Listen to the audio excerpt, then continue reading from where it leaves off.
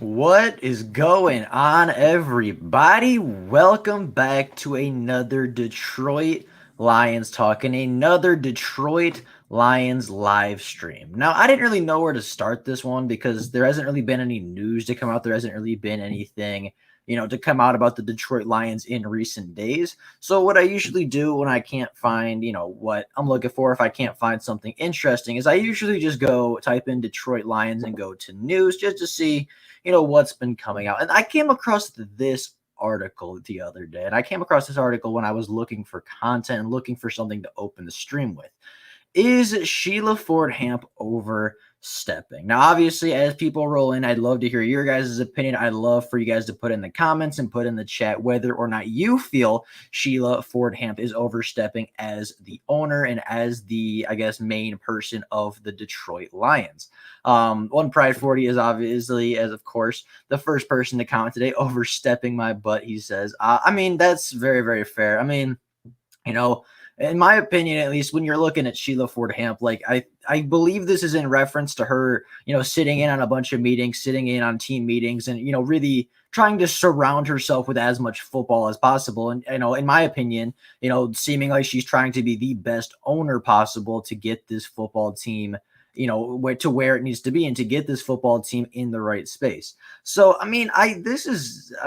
get like there's a point to where you're overstepping and there's a point to where your owner is doing way too much, but I'm so happy that Sheila's invested. I'm so glad that our owner, that the person in charge of our organization, the person at the top and the person at the head of the organization is invested. I'm so glad that we finally have an owner that wants to know football, that wants to build a good football team, and doesn't just say they want a good football team, doesn't just say they want to build something, but is truly showing with their actions that they want to build a competitive team. They want to build something that the Detroit Lions can be proud of. And Martha Ford never did that. Sheila is really the first Ford in my lifetime, at least, to do this. And I like it. I think it's a very good sign where your owner, the person that runs your organization, obviously very important person, obviously a very busy person, is going to take time and, obviously take time out of their schedule and go sit down on meetings that they don't have to be at,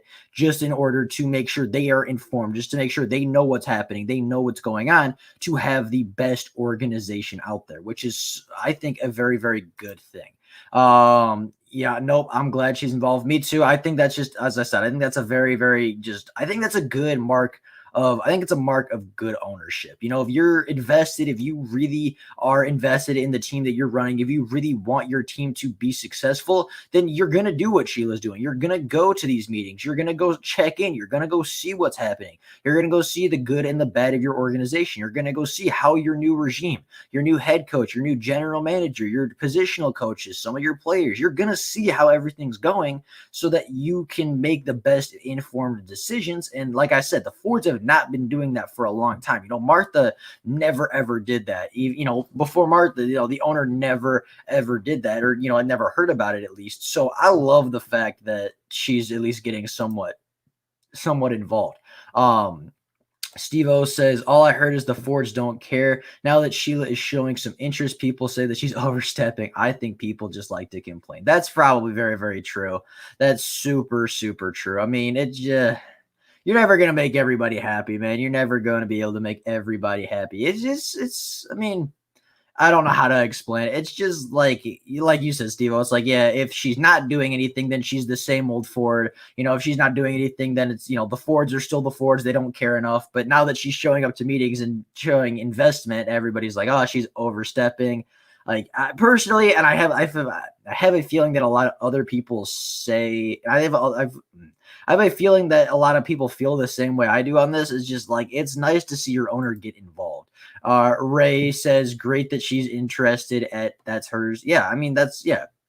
I guess my viewpoint on it is like, how are you going to be a good owner if you're not invested into your own team, right? Like, in what way is your team going to be successful if if you're not even invested in the team that you're supposed to be owning. Like, I think that was a big problem with Martha for a long time, is like she was more focused. And obviously I don't know this for a fact because I wasn't in the building. I don't know Martha Ford personally, but to me, it almost seemed like they were more focused on running a business and making money, and football came second to the football team, if that makes sense.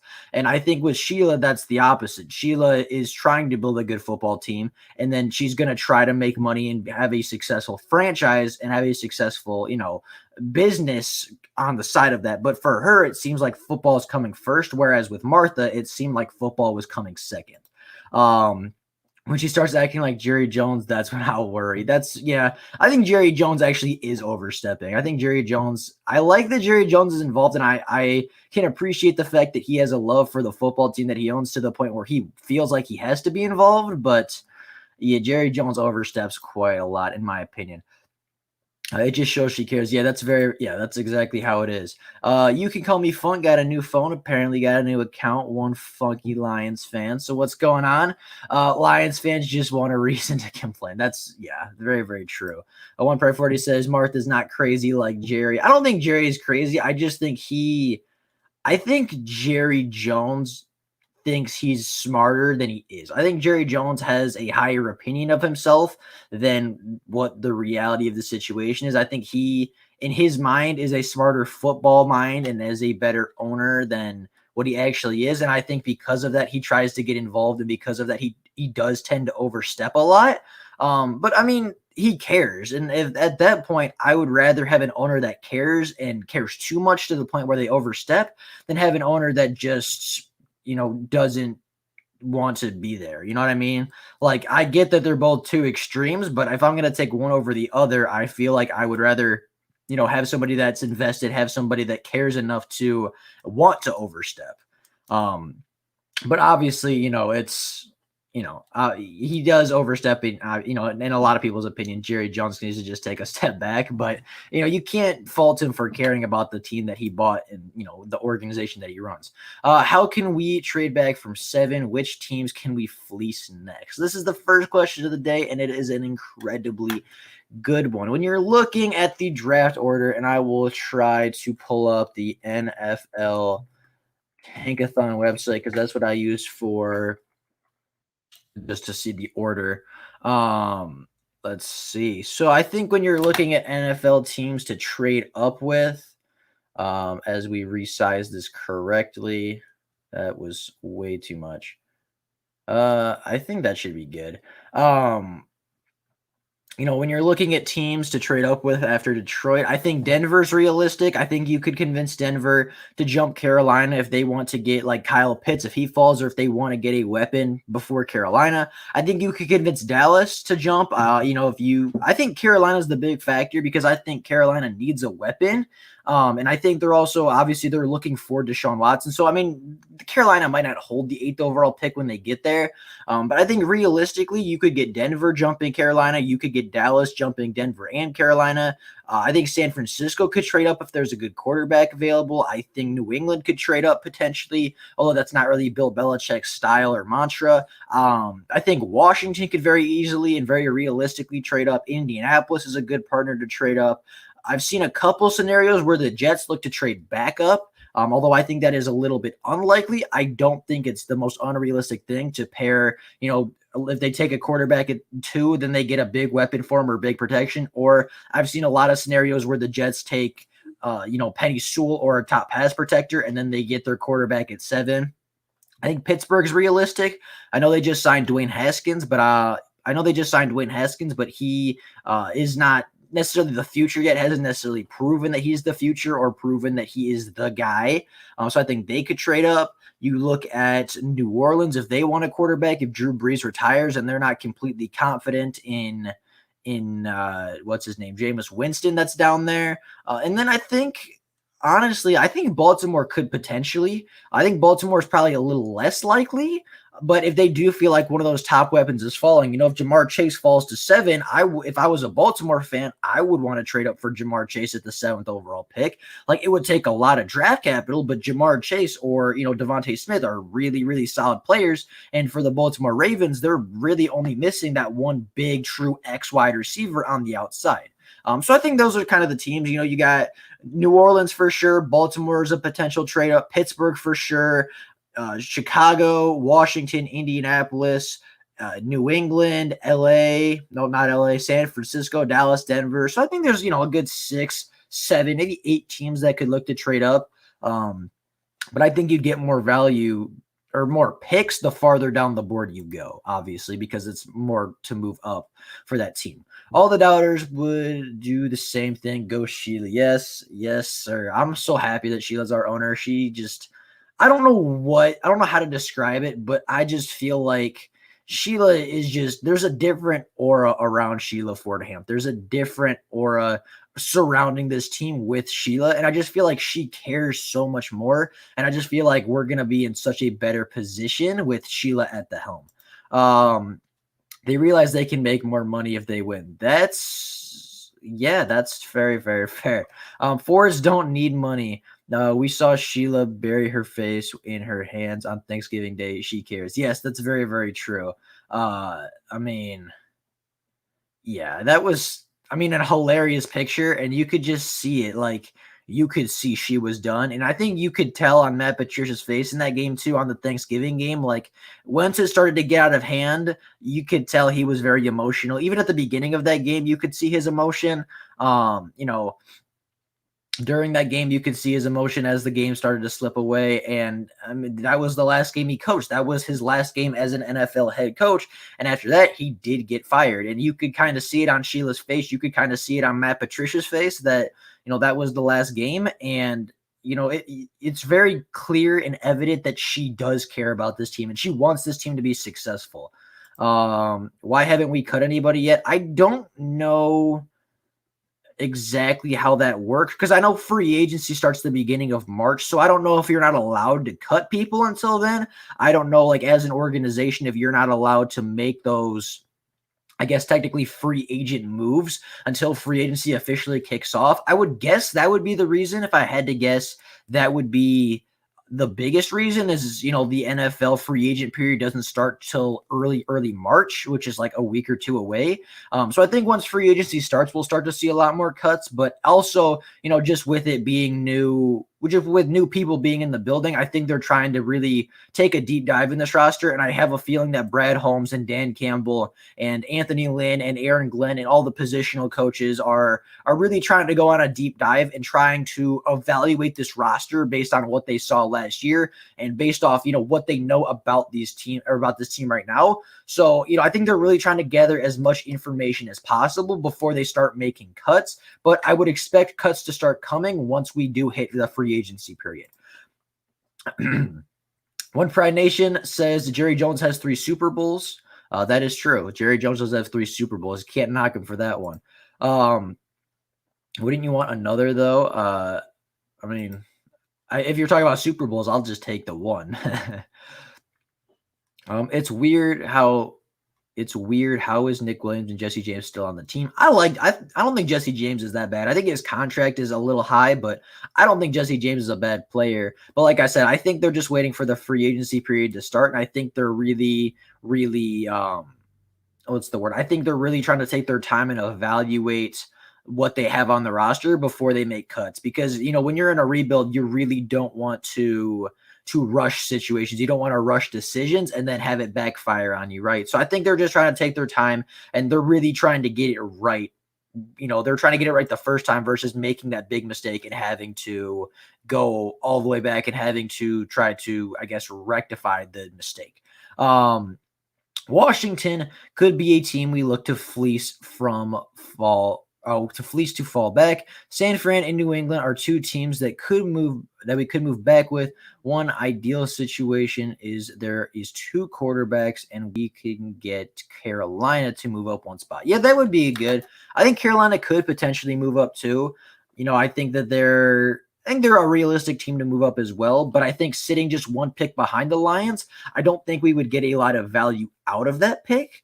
But at the same time, the Bears the Bears gave up a lot of draft capital to move up one spot to draft Trubisky. So it's hard to say what value and how valuable certain picks will be to certain teams, right? And it all depends on who's on the board as well. So, as we get closer to the draft time, as we get, obviously as free agents get signed, as more people join the team, as we kind of get a better visual idea of how this team is going to be ran and how this team is going to be constructed, we can obviously talk a lot more and talk obviously a lot more in depth. But, like you said, I think Washington's a very prime team to look to trade back. One Pride 40 says the sweet spot is New England. I think New England could be good. New England sits 15th in the draft. So that's, still Jeremiah Owusu-Koramoah era. That's still even Micah Parsons. That's who else? Zach Wilson. Not Zach Wilson. Nope, that's not what I meant. Zaven Collins. That's an area for him. Christian Barmore. That's a potential area for him to go get him. There's some good talent at 15. I wouldn't be mad at 15. And I know there's a lot of people that truly believe 15 is the lowest we should go.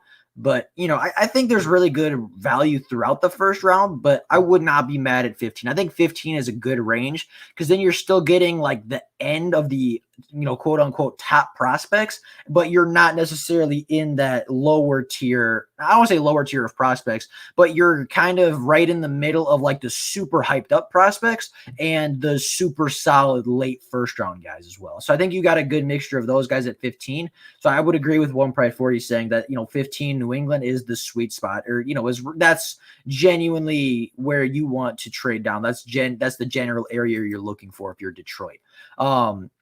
Yeah, but if he doesn't have 3 Super Bowl wins, we have 1 playoff win in 60 years. That's true, but at the same time, those Super Bowl wins were how many years ago? It doesn't matter now what happened 30 years ago. So I get what you're saying, One Pride Nation. I'm just like, what have you done for me lately is the big question. And for the Cowboys, Jerry Jones has not done a lot for them lately. Pros and cons of Nico Collins for Michigan. I like Nico. As the comment below says, 4th or 5th round, I think is very realistic for Nico Collins. I like Nico. I think he's a very, very solid player. I think he creates separation a little bit better than Kenny Golladay, and I think he actually is a pretty good contested catch wide receiver. So if I'm looking at Nico Collins, I would actually, based on the little bit that I've seen, because I haven't scouted or I haven't, seen a lot of Nico Collins. Obviously, opted out this year. Obviously, hasn't been around in a while playing real football, but I do like him. I think he could very much replace Kenny. I think they have similar skill sets. I don't know what is Kenny's size? I don't know what it is, but I know Nico Collins is like 6'4", 2 something at wide receiver, good size. Based off what I did see, I did like his contested catch ability. I think he does create a little bit more separation. But when you're looking at Nico, you're not going to get a guy that runs in the 4.3s. You're not going to get a guy that, is going to get stupid separation. But yeah, I do think Nico creates enough separation to where he can be a productive NFL wide receiver. Pro on Nico as his potential replacement for Kenny. Yeah, I think that's very, very true. Kenny was a 3rd round pick. I think you can get Nico in the 4th or 5th, and maybe not year 1, but I think come year 2 and 3 with a little bit of development, you could definitely see Nico Collins replacing Kenny Golladay in the near future for obviously a significantly cheaper contract. Sheila seems to care. Luke called it out. She was throwing a fit after a tennis loss. Hey, that means she's passionate, man. That means she's passionate, and that's a good thing. I like I said earlier, I would so much rather have a passionate owner than somebody that doesn't care, because at the end of the day, if your owner is not passionate, if the person paying you, if the person at the top of your organization doesn't care, why should the players care? Why should the coaches care? Why should the general manager care if literally the person owning the business doesn't care? Like, that's kind of how I see it, at least. Do you think they will reconstruct Goff's deal? I've heard it can free up $20 million, but we will have dead money in the 3rd year of his contract if he restructures. I think it's possible. I think they're definitely going to talk to him about it. Whether it's going to happen or not, I'm unaware. Obviously, I'm unsure, just as everybody else is. But I think it's pretty realistic to think that, he has a pretty solid, he has a pretty big contract, right? It's not a great contract. I don't want to say it's like the worst contract I've ever seen because I have actually seen Big V's contract, but it's a bad contract, but it's not a horrible contract. It's a very workable contract. And if we do if we do restructure his contract, I think it's very possible, but I'm not very big into the number side of the contract that whole contract discussion. So I'm not sure how that would all work, but I think it's definitely possible. I think that restructuring Goff's deal could be pretty solid for Detroit, but and I get that that's like, you're looking at it like, oh, we're getting more money now. How is that? I guess I don't know how that's going to affect us in the long run either, because I wouldn't want to clear out $20 million this year just to take a huge hit in 2 or 3 years, just when we look to start becoming competitive again. Yeah, Sheila's not her parents. No, she is not. What's good, fam? What is good, Looney Tune? How are you doing? Maybe trade talks before cuts. That's possible. Yeah, Luke G's field review in here. What's going on, Luke? How are you doing today? Trade talks. I'm sure there's some trade talks going on. Do you think Aaron Glenn will run a 3-4 with our defense this year? I don't know what Aaron Glenn's going to do. I've watched his press conference 2 or 3 times at this point because, there's not a lot going on, and I'm really trying to get a good grasp on, what his whole philosophy is being a first-time defensive coordinator. And I've come to the conclusion that he's going to fit the scheme around his players. Now, with that being the case, I think our team actually fits a 4-3 a little better than a 3-4. Personally, that's my opinion. And again, it's very hard to say what defense he's going to run because if he is going to scheme it to his players, not all the players are here yet. We still have free agency. We still have the draft to go, where I would expect a lot of defensive talent in the draft, and I would expect a couple defensive guys here and there in free agency. So, you could be looking at 3-4 potential starters still yet to come in from the draft and from free agency. That can change your whole defensive philosophy if you're Aaron Glenn. So obviously I don't know what he's going to run. And I think it's very hard to say until we see the free agents and the draft picks and really see where are these players coming from and where have they had success before? Because if you look at that, then I think you have a real good, blueprint, or at least a good starting point to find what defense Aaron Glenn is going to look to run. Luke G's field review says Jim Johnson has 3. That was his team he built from the ground up. I wasn't around for that. That was way before I was born. But, they won Super Bowls, so you can't argue with that. Can't argue with the result. I think the reason they haven't cut anyone has to do with they're looking to trade people for later round picks instead of just taking a cap hit for nothing. That's very possible. I don't know how many Lions are going to get traded. If I'm an NFL team, I'm not trading for Trufant on that contract. I'm not trading for, Jamie Collins really on that contract. I'm not trading, a lot of the guys Lions fans are looking to get rid of, right? Jamie Collins and Desmond Trufant, and a lot of the Patriot guys are on bigger contracts. If I'm a Lions fan or if I'm a other team, I don't know if I want any of those guys. If I'm an NFL general manager, what value are we really going to get out of aging veteran players that haven't been playing all that well, that have higher contracts than you'd like to pay? I get the idea and I get what you're saying, but I don't think they're going to find a lot of success with all of that. Lions will attempt trading players first before cuts. That's probably very true, but I don't know how much success they're going to find with trading other players. Hot take. I think people are overrating the Rams. When your team has Matt Stafford at quarterback, Aaron Donald and Jalen Ramsey on the defensive side, along with a couple other young, good pieces here and there, I don't think they're necessarily the best team in the NFL, but I think with the best defensive player in the NFL and Aaron Donald, the best defensive back in the NFL with Jalen Ramsey, in my opinion, a top 10 quarterback in Matthew Stafford, I think that, regardless of what the rest of the team look like, and especially with a good offensive mind, a good young coach in Sean McVay, that team is going to go very far in the NFL. They might not make a Super Bowl run, but I would not be surprised if you see them on championship weekend contending for a Super Bowl, just based off really those 3 and Sean McVay's offensive mastermindness, if that's a word. Um, Luke, what's good? Let him know, Luke. Y'all steaming from the Herschel trade. I don't think you spelled Herschel right, but maybe I was incorrect. You should look at the 2023 QB class. It might be better than this year's. That would be the class with Ungole and Ohio State's CJ Stroud, who, didn't do anything this year because he wasn't asked to. That would also be probably Bama's quarterback that they have this year. I mean, because that would be freshman this year, wouldn't it? Like that would be the Ungole draft. That would be the CJ Stroud and that draft. I mean, I think it's very early to look at 2023. I think it has the potential. I think there's a lot of good players from that class. And I think there's going to be a lot of good quarterbacks in that class. Ungole is probably going to go, or however you say the dude's name, out of Clemson, is likely going to be the number one pick. But I think, it's hard to say because obviously Bama's quarterback didn't start, who was a freshman. Ohio State's quarterback, their backup, their freshman this year, didn't play a whole lot. Like it's hard to say, but I can definitely see the potential there for sure. Loop, it went all the way down, and I'm not sure where everything went. Okay, I found it. All right, we go. I think Jerry won anything they crazy since his team is gone. They haven't won nothing. That's very, very true, Luke. Luke, did you check out that Dylan Rudnes from NDSU? Can answer that. Have you seen Jamin Davis, linebacker from Kentucky? I think he's a solid linebacker. I actually have seen a little bit of him, and my dog as he barks. But I have seen a little bit of him. I actually am a big fan of Brett Coleman, the YouTube channel that does a lot of film review, and he actually came out with a video today talking about that. 1 second as I let my dog out.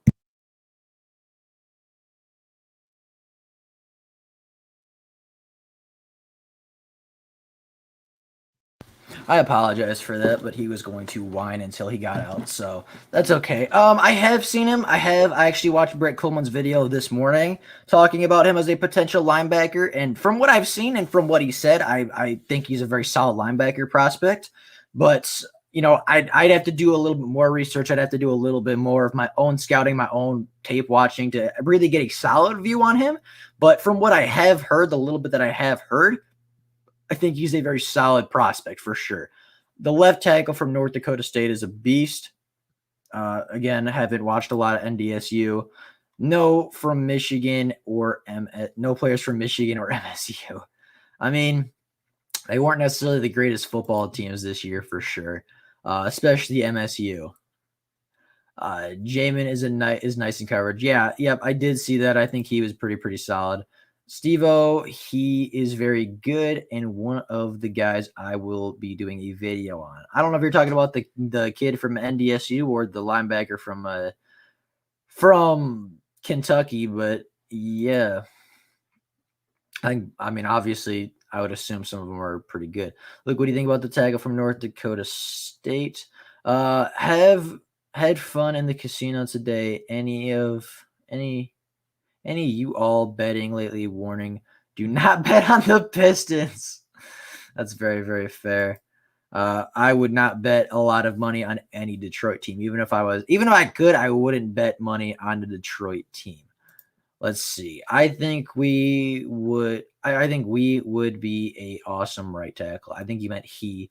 But again, I don't know a whole lot about him, but I mean, NDSU generally has a pretty solid offensive line, at least for the FCS level. So, yeah, my favorite thing about him is he gets down the field to help blocking whenever he can. Dude always seems to finish plays. Plus, he seems really mobile, so he can be moved to the RT spot. I like versatility. I like guys that can be versatile. And, mindset to me is a very big thing. Mindset to me is one of the biggest things because it's something everybody can have, right? Mindset is something that a good mindset and a winning mindset is something that any player can walk into the NFL with, but it's not something that everybody does walk into the NFL with. So I think guys that hold themselves very high, I think guys that have that mentality of getting down the field, getting every single, ounce of energy, getting every bit of production and improving every single bit you can with every single rep, guys with that mentality stick out to me.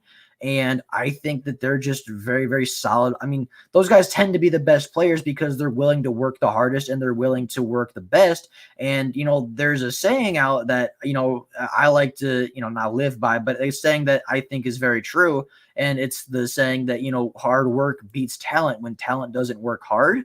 So, if you're talking about a guy's mindset, then I think that's one of the biggest things you can look for in a player is how does he carry himself and how does he work on reps, especially reps that he's not even necessarily involved in, and especially reps that he can very easily take off. Does he take those reps off? I think that's a big thing to look at for prospects, and that's something I like to look for at least. But if he has a good mindset, he likes to get downfield and he's mobile, that sounds like a pretty solid tackle to me. I am trying to find more film on him. Need more to give a total view of the player. Fair enough. Do we need a right tackle? I mean, I think Tyrell Crosby played solidly last year. I think you could very easily upgrade over Tyrell Crosby, especially I think he has a contract up next offseason. So I think you could look to upgrade over Tyrell Crosby, but I don't think it's the biggest need even on the offensive line necessarily. But, they were saying he's mobile and, they're saying from what I can tell, it seems like there's not a reason he couldn't shift into guard for a year or two. Dr. Detroit says, hey, how you doing, Dr. Detroit? A tackle and a guard, and we are set. Yeah, very, very true. I think we need to address the guard before the tackle. I think that's a bigger need, but yeah, absolutely. Good to see everybody. Good. It's very good to see everybody. We had a nice turnout today so far. One pride, yes, tackle and guard. Very, very true. Looney Tunes said, I heard if we cut Desmond Trufant, Danny Shelton, and someone else, we can get $12 or $13 million in cap space. I don't get why people want to cut not Desmond Trufant. I get why people want to cut Desmond Trufant. I don't get why people want to cut Danny Shelton. I thought he played very, very well last year. I thought he was probably the best defensive lineman, maybe second best if you want to say Romeo because he had better production. But Danny Shelton is costing us $4 million. And to me, he far outplayed his contract this year. I think he's a leader. He's a good veteran on the defensive line. And I get that he's a Patriot guy. I get that people don't like the Patriot guys. But, Danny Shelton, I thought, played very, very well. But Trufant and a couple other guys, I would not be mad to free up that money for sure. Let's see what's going on. The Rams' best lineman is a dinosaur. That's very true. Their line is incredibly old. The Rams are, whatever. I don't know. That was probably not proper English, but yeah, the Rams, their offensive line has definitely regressed over the past couple of years. Their offensive line when they went to the Super Bowl was really solid. And ever since then, it's really regressed, mostly because of age and just some people have retired, some people have left. And I feel like they haven't really been able to replace that as well as they'd probably like to. They should keep Collins, only best player on the defense besides Okwara. Collins was not that good. I'm sorry to say, Collins was not that good of a player last year for Detroit. He made some plays, I'll give you that, but he missed so many tackles. He missed so many things and allowed so many plays that should have been 2-3 yard gains to just go right past him and be so many. The gains he allowed and the plays that he allowed were so much bigger and the plays were so much more impactful than they should have been. The one that sticks out to me and the one that I remember the most vividly is the Minnesota game where it was just a simple check down to Dalvin Cook. Dalvin Cook, granted, made a very good cut, but Jamie Collins was just slipping, and that play, I believe, went for 15, 20 yards when it should have been a 3-yard check down. He missed so many tackles that I would so not be mad at getting rid of him at all. We have $12 million in cap rollover too. Yeah, the cap situation is strange because it's changing, because of the coronavirus and all that. It changes every year, but I don't know how the whole cap thing is working because from what I've seen, I've seen a bunch of things recently saying the Lions are already negative in cap room. I don't know. It's a weird thing. I'm a big fan of the Lions going after the best right tackle they can get. I think we're stuck with Big V this season, but hopefully he will play right guard instead of right tackle. Yeah, I think that's probably realistic. That's what they looked to do last year. And I didn't think Big V looked particularly good at right guard, but maybe that's just because it was his first year playing.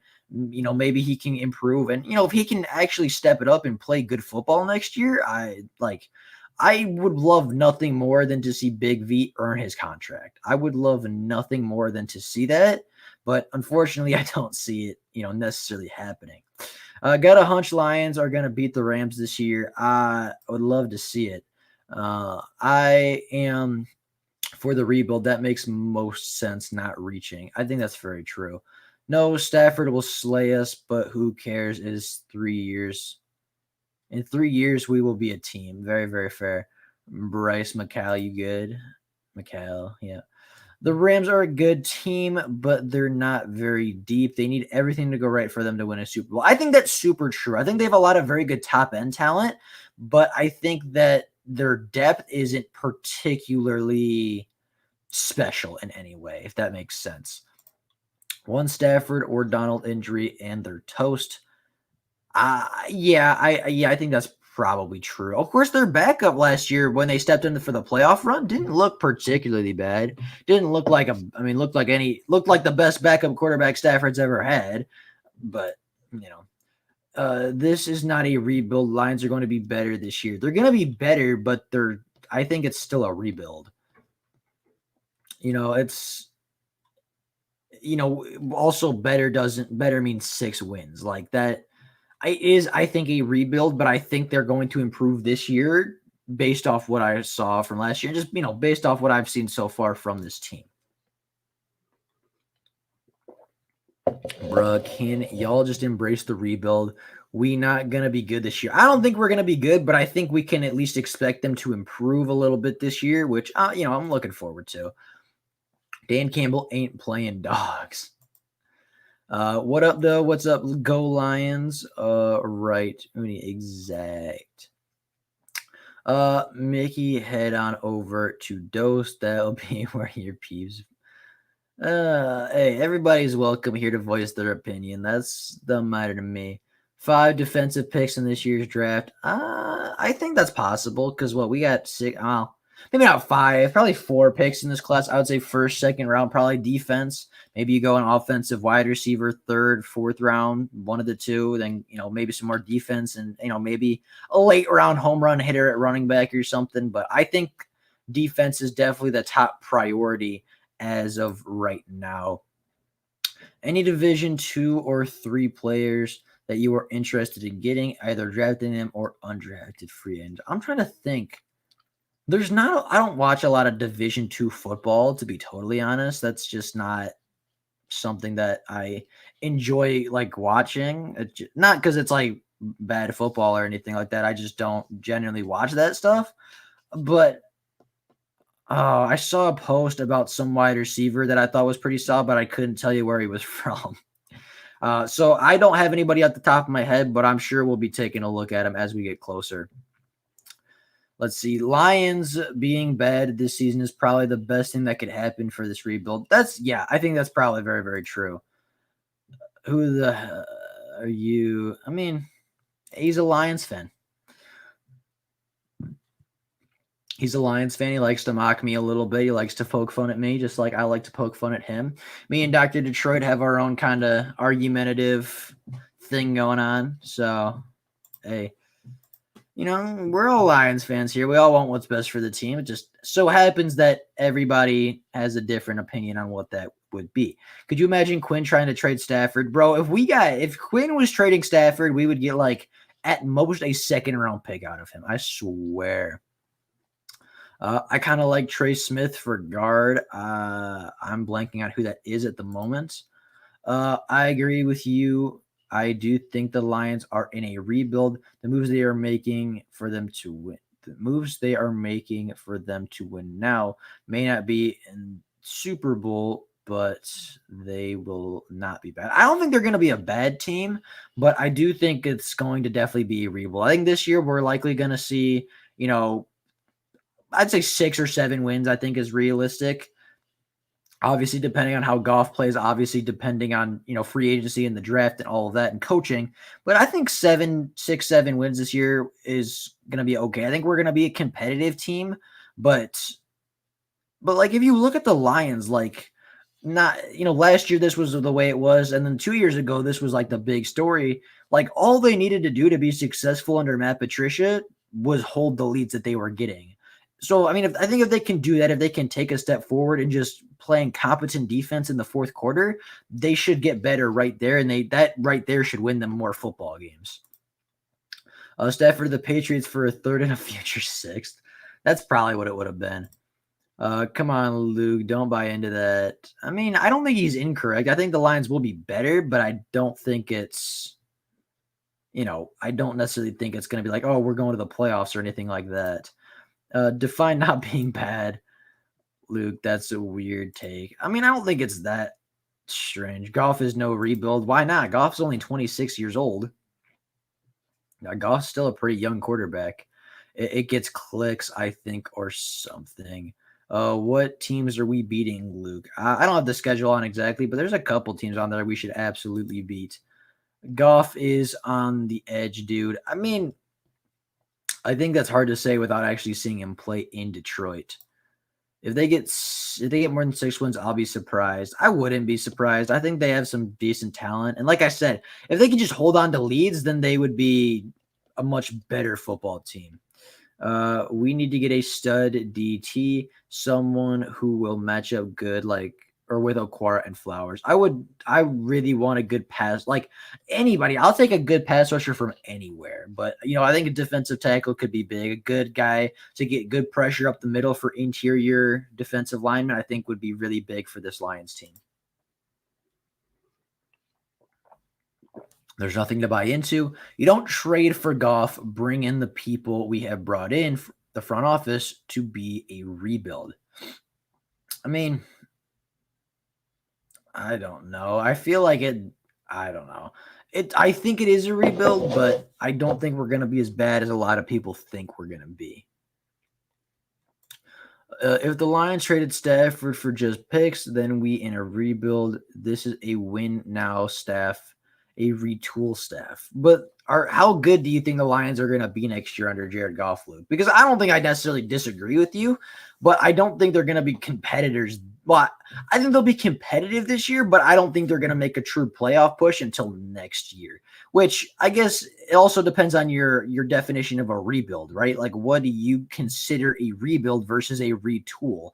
What do you consider a successful season for the Detroit Lions? Because I mean, if we get, like, I see your comment a little bit later, 8 to 9 wins, that I would consider a very solid season for the Detroit Lions. Izzy777 says Collins sucks at tackling. That is super, super true. Draft free agents will be very interesting this year. Yeah, they should be. Luke says, I think we get 8 to 9 wins this season. I don't know if I go quite that, but I think 7 wins is pretty realistic. I'd go probably 6-7 would be my guess. Just because I think we have a very tough schedule and obviously a very young, inexperienced coaching staff. But I don't think, if we went 8-9 wins, I wouldn't be that surprised. Not a rebuild. Like I said, I think it depends on your definition of rebuild. Okay, I'm out. All right, I'll see you. Yeah, Luke, who we beating next season? All right, I'm going to look up the Lions 2021 schedule. Lions 2021 schedule. Just because I'm curious. Let's see it. It's going to be just a little slow, so we'll go down to a couple comments. Let's see it. Yeah, but what teams? That's what I was looking up right now. We'll just see it. So, as it comes up. So, when you're looking at this roster, I think realistic wins, when you're looking at this team, I think Atlanta, you could very realistically beat. We just beat them a year ago. Chicago, I think we could definitely beat at least once. I think Chicago is not that good of a team. Now, obviously, if they trade for Russell Wilson, then that's a different story. But I think, as of right now, I think we beat Chicago once. We should beat Minnesota once. We should have beat them week 17 last year.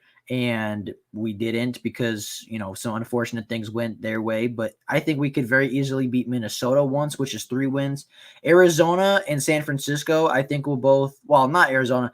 We beat Arizona last year, but that was kind of that one fluky win that the Lions always seem to get. I think San Francisco is going to take a big step back next year. I could see us beating San Francisco pretty easily. I think we should beat Cincinnati and Philadelphia. That's 6 wins right there.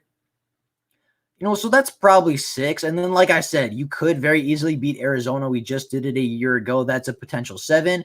You could potentially sweep the Bears. The Bears truly aren't that good. That's 8 wins potentially. And then you look at, even, and then you're going to look at the Lions and be like, you're going to look at the Lions and say, they're going to probably get that one fluky win, right? The Arizona win they didn't deserve. The New England win a couple of years ago where they probably shouldn't have beat New England, right? They're going to get one of those wins, which is the 9th win on the season. Whether that be, they beat a Green Bay team just because it's a tough divisional game. Maybe Baltimore shows up and has a bad game. Maybe Lamar Jackson regresses a bit. Like you guys were saying, maybe Stafford or Donald gets hurt and that Rams team falls apart. Pittsburgh, if we play them late in the season, they seem to fall apart just a little bit. Seattle, if they trade Russell Wilson, that's a victory right there, more likely than not, unless they somehow get a big quarterback name. So, like the schedule looks rough, right? Seattle in Seattle, Pittsburgh in Pittsburgh, LA in LA. I believe Cleveland's in Cleveland as well. Yeah, Cleveland's at Cleveland, Ohio. There's some tough games on the schedule for sure, but I don't think, like, taking a real look at it, obviously early look, I don't think it's as bad as a lot of people are making it out to be. We're beating the Steelers, no cap. I think that's realistic. I don't think that's, super outrageous to think that. They played down to the competition, so we should win that game. That's probably very true. Like I said, that could be a win as well. And then you always have that one Lions win, right?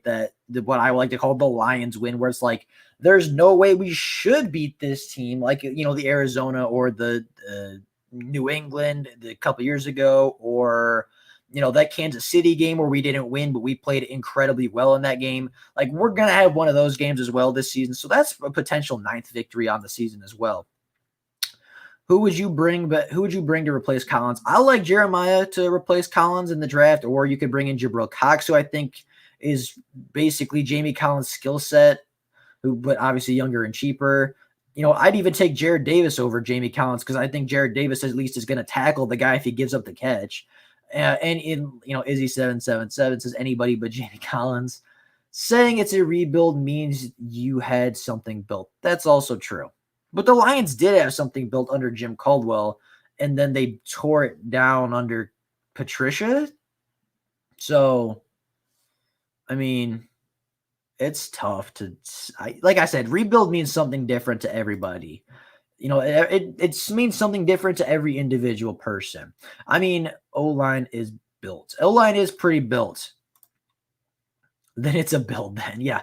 The Lions are just going into a build. They're not rebuilding. They're just build. They're just building. That's all they got. We did when we had Caldwell, and now we're at rock bottom. That's very true. That's all. That's what I was trying to say earlier. If it didn't come across that way. It is, but would you like to complete it? I would love to complete it. I would love nothing more than to see them win something finally. Big V's best game came from playing guard in Philly. He also hurt his foot preseason this year. If he moves to guard, I think he would benefit for the team. I think that's true. Obviously he was dealing with injury all year, which I think is a big reason people were so mad, is like, we paid him all this money and he didn't even play. And when he played, he was hurt and didn't play particularly well. So I think that was a big reason. And I hopefully, as I said, I hope for nothing more than for Big V to come back and have a good game. I hope for nothing more than to have Big V come back healthy and ball out next season and be the starting tackle or the starting guard that we are, trying to pay him to be.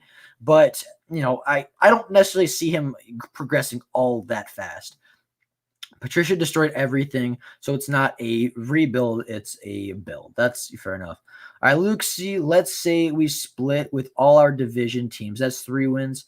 I don't know if we beat the Packers, but I think it's possible just because it's a divisional game. And then, Obviously I said we could beat the Bears twice. So I think 3 division wins is fairly realistic.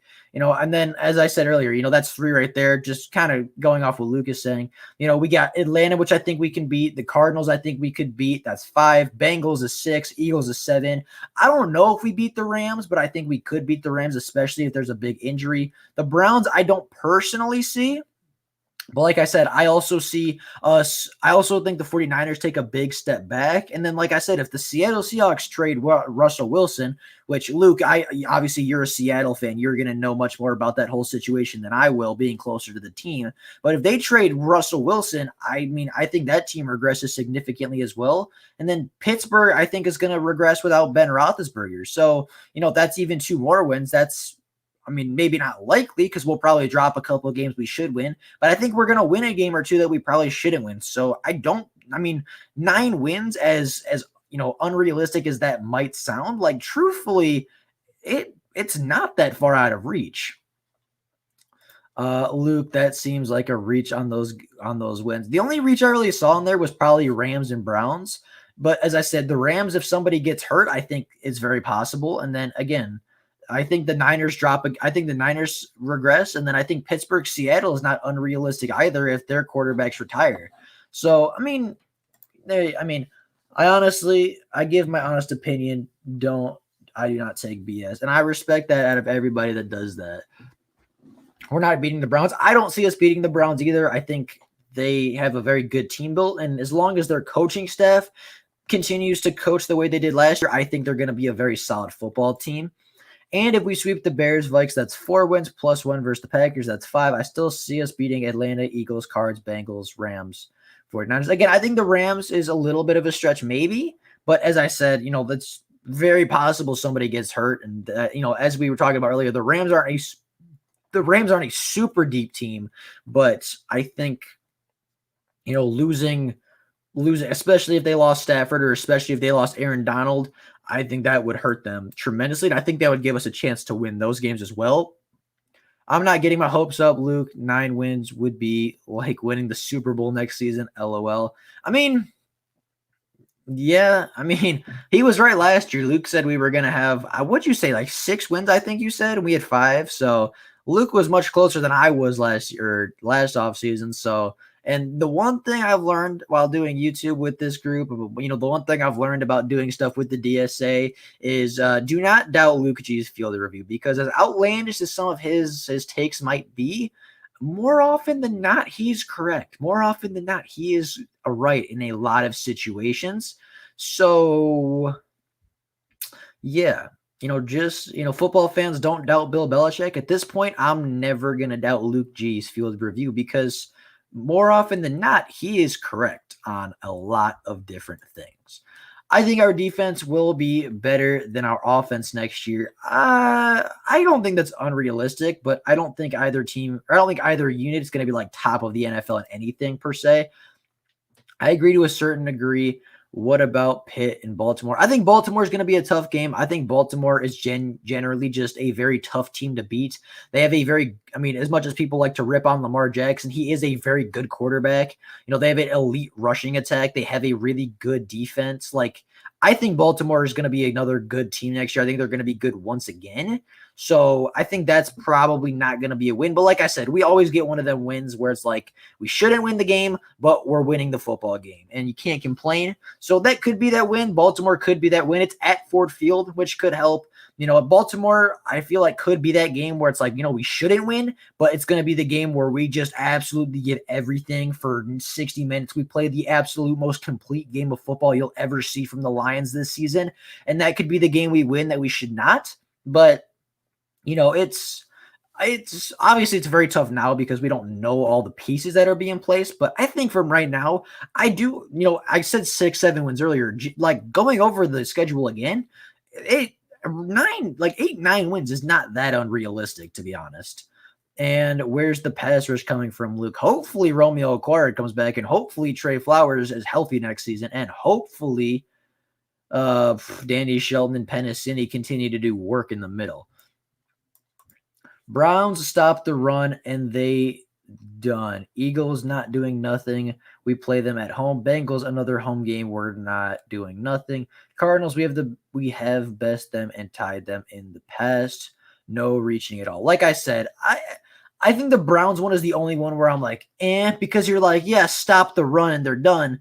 That's much easier said than done, right? I mean, you got a very good O-line in Cleveland. You have Nick Chubb and Kareem Hunt, two very, very good running backs. I think it would be. I get what you're saying, and the only one I disagree with, Luke, is the Browns thing, because yeah, it's like, oh, stop the run and that's easy, but I mean, that's much easier said than done when you're trying to stop the Browns on the ground. Imagine Najee and DeAndre Swift. That would be quite the combination, but I don't think the Lions have the luxury to go running back at probably early second round if he even makes it out of the first. Holmes and Dorsey are going to flip this roster a lot. I hope so, man. Those are two guys that I think are really, really big for this team. And I think they're very underrated pieces, but I think that they're going to be the pieces that put this team back on the map. Obviously, our coaches still have to do everything right. Our coaches got to get their jobs in. But I think if any group, if any duo is going to bring your team talent, it's going to be Holmes and Dorsey, because Dorsey's done it a lot. And Holmes from the Rams seems to be pretty good at evaluating talent in his own right. I just hope our offense is able to keep drives alive and get touchdowns instead of field goals. How many times have we seen this offense come out hot just to get dead silent? That's super true. As I said, more efficiency is going to be very, very big in this I almost said class because I was looking at some draft stuff. Efficiency is going to be the name of the game. Efficiency, if you're an efficient football team, you're generally a good football team. So if the Lions can score touchdowns instead of field goals, if they can just stay consistent throughout the game, they're going to improve tremendously a lot just from that standpoint. We have to get past the OPD Lions. This is a new team, new QB, new defense, new coaching, new front office. Look forward. That's what I'm trying to do. I'm trying to look forward, and I'm trying to be positive. And I actually agree with you, Luke, that we could get 8 to 9 wins this season. I just don't necessarily see Cleveland being one of those 8 to 9 wins. Like I said, I went through the whole thing. I think 8 to 9 is actually fairly realistic. Look at the first Packers game. Look at the Saints game this past season. I mean, I feel like those games, the first Packers game was bad. The Saints game the score was closer than the actual game was. I don't know if the Lions are ready to compete with those elite teams, but I think that they're going to compete. Like you saw the second game with the Packers, the most recent game we played versus Green Bay, they were pretty good. I mean, they were relatively efficient. It came down to an onside kick, and, the Packers got the best of us that night, but that was still a pretty solid performance. You look at New Orleans, New Orleans was by far the better football team, but that was only a 5-point game at the end of the day. So, the Lions weren't really, there were a couple of games, obviously, where they were like blowouts, but for a lot of the season, they weren't that poor of a football team. I didn't believe, at least. I never nor respected Patricia. He was the biggest reason the Lions were bad. That is incredibly true. And like I've been saying for a long time, coaching, in my opinion, is 75% of the battle. Talent, I think, if you have elite talent, it's going to be enough to make sure you don't lose as many football games. But if you have great coaching and just average talent, that coaching is going to win you more football games than the talent will. So I think, like Luke said, I never really liked Matt Patricia, but, hopefully this new coaching staff, hopefully this new regime is going to get it right this time.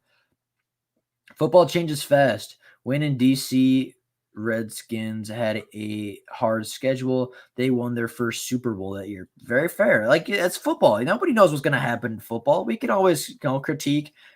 We could always guesstimate. We could always guess and, wonder. But at the end of the day, we got no idea how anything's going to turn out. Imagine Najee and DeAndre Swift. I think that comment was up there earlier. Like I said, that would be that would be a great duo. I just have no other words for it. That would be just an incredible duo of running backs, which would be really, really awesome. Luke, we need receivers, pass rush, linebacker, safety.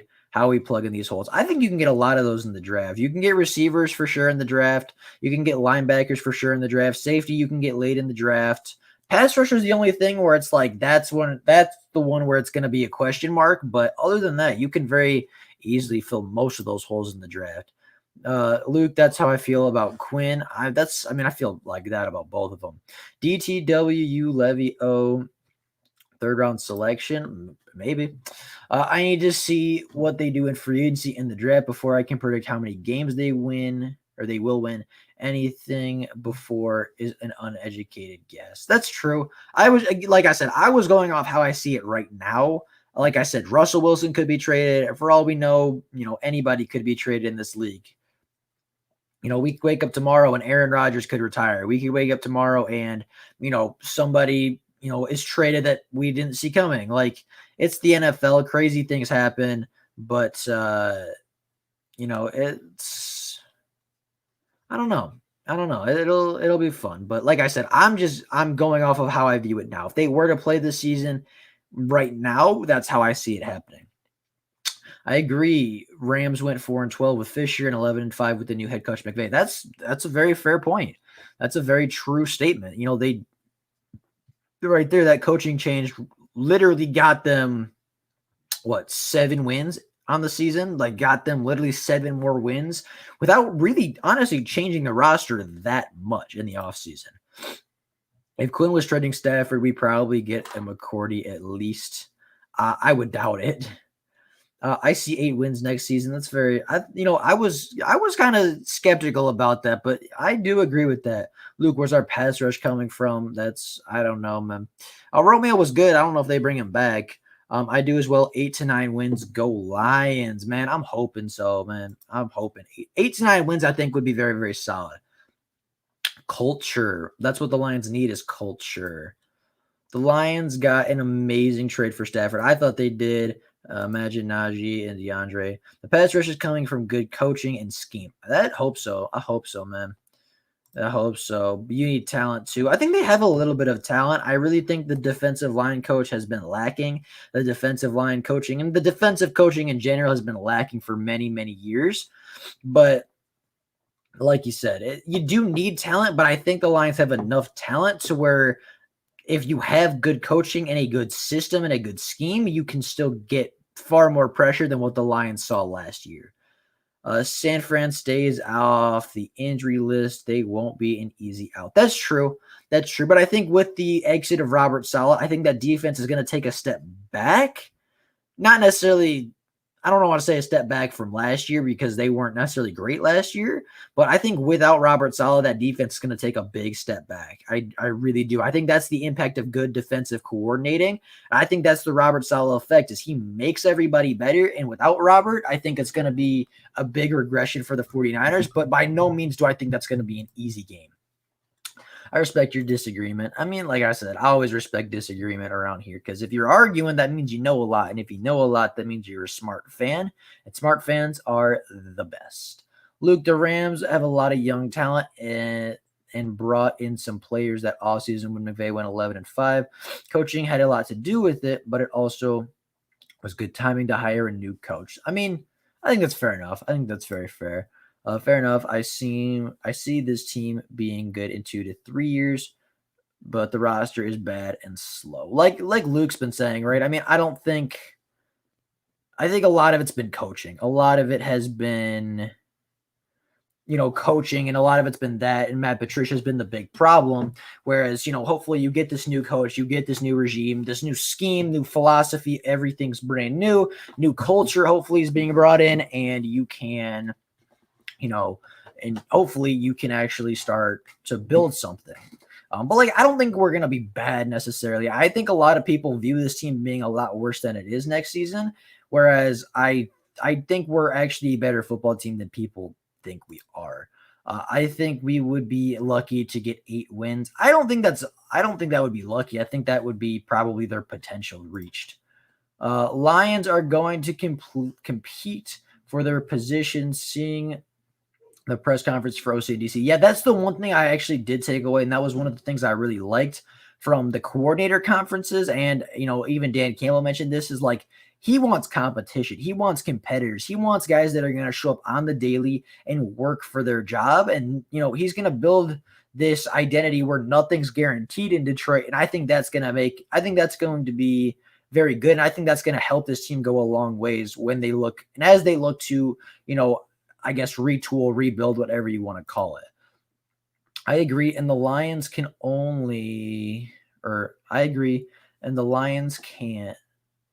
And the Lions can and will do the same thing. They are not done making moves. That's very true. I think that's true. Alexander says trade Kerryon Johnson. I would not trade Kerryon. I think he has some talent left. And I'd be very interested to see what Deuce Staley and Anthony Lynn have planned for KJ. But if for no other reason, I would keep Kerryon just for his pass protecting ability. Now we are going to be like the Colts. That would be fantastic. That would be sick.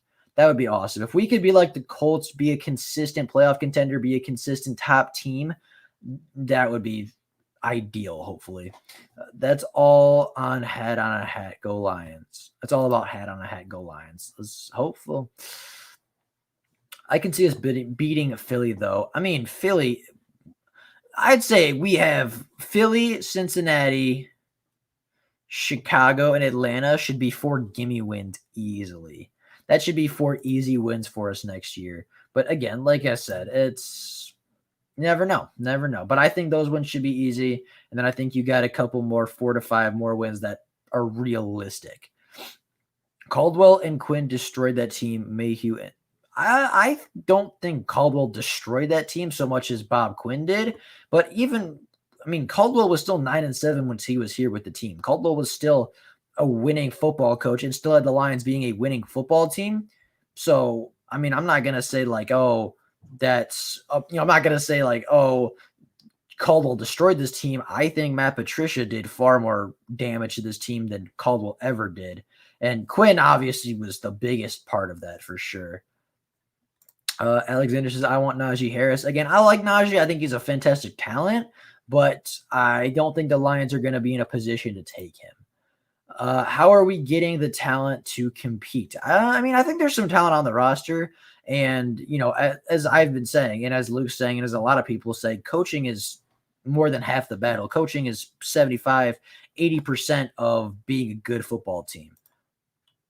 What did they build?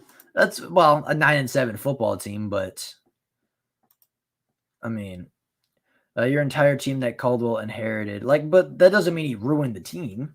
Just because he inherited that team doesn't mean he broke that team down. It doesn't mean he ruined that team. I'm not saying he built that team up, but he definitely didn't break that team down. I can see the Rams, their line is bad. That's true. Their line is old and aging, but it's not like Stafford's never dealt with an offensive line before. Or it's not like Stafford's never had a bad offensive line before is what I guess I should have said. Unless the Lions trade Goff, they are not playing to lose, boys and girls. Very true. Very, very true. Would I mind Najee Harris? I would, because I think the Lions need – excuse me, I had something caught in my throat.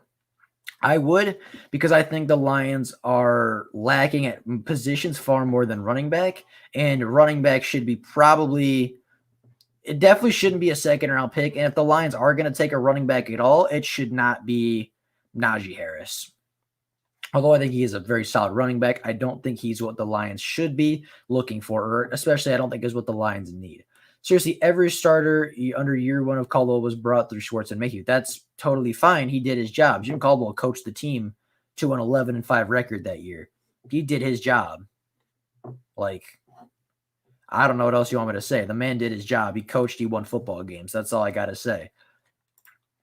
How are we getting to build the team with no money and 6 picks? You could do a lot of damage with 6 picks, to be fair. You could do a lot of damage with 6 picks. And we don't have a lot of money, but I think we can work around it. Plus, they still ran the same defense, those wide nines with a healthy Ziggy. Like I said, the man won games. I don't know what you want me to tell you. The Lions had a decent D-line for a couple seasons with Sue Fairley left and Ziggy got injured. Yeah, that was unfortunate. That 2014 team was very good. That 2014 team should have won more games.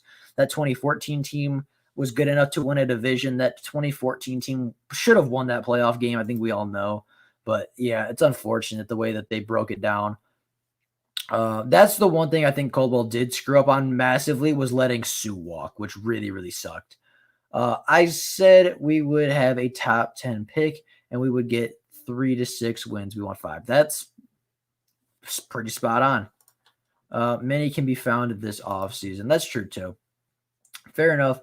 So what players give us double-digit sacks? I mean, Romeo, I think obviously can get you double-digit sacks. Just did it a season ago.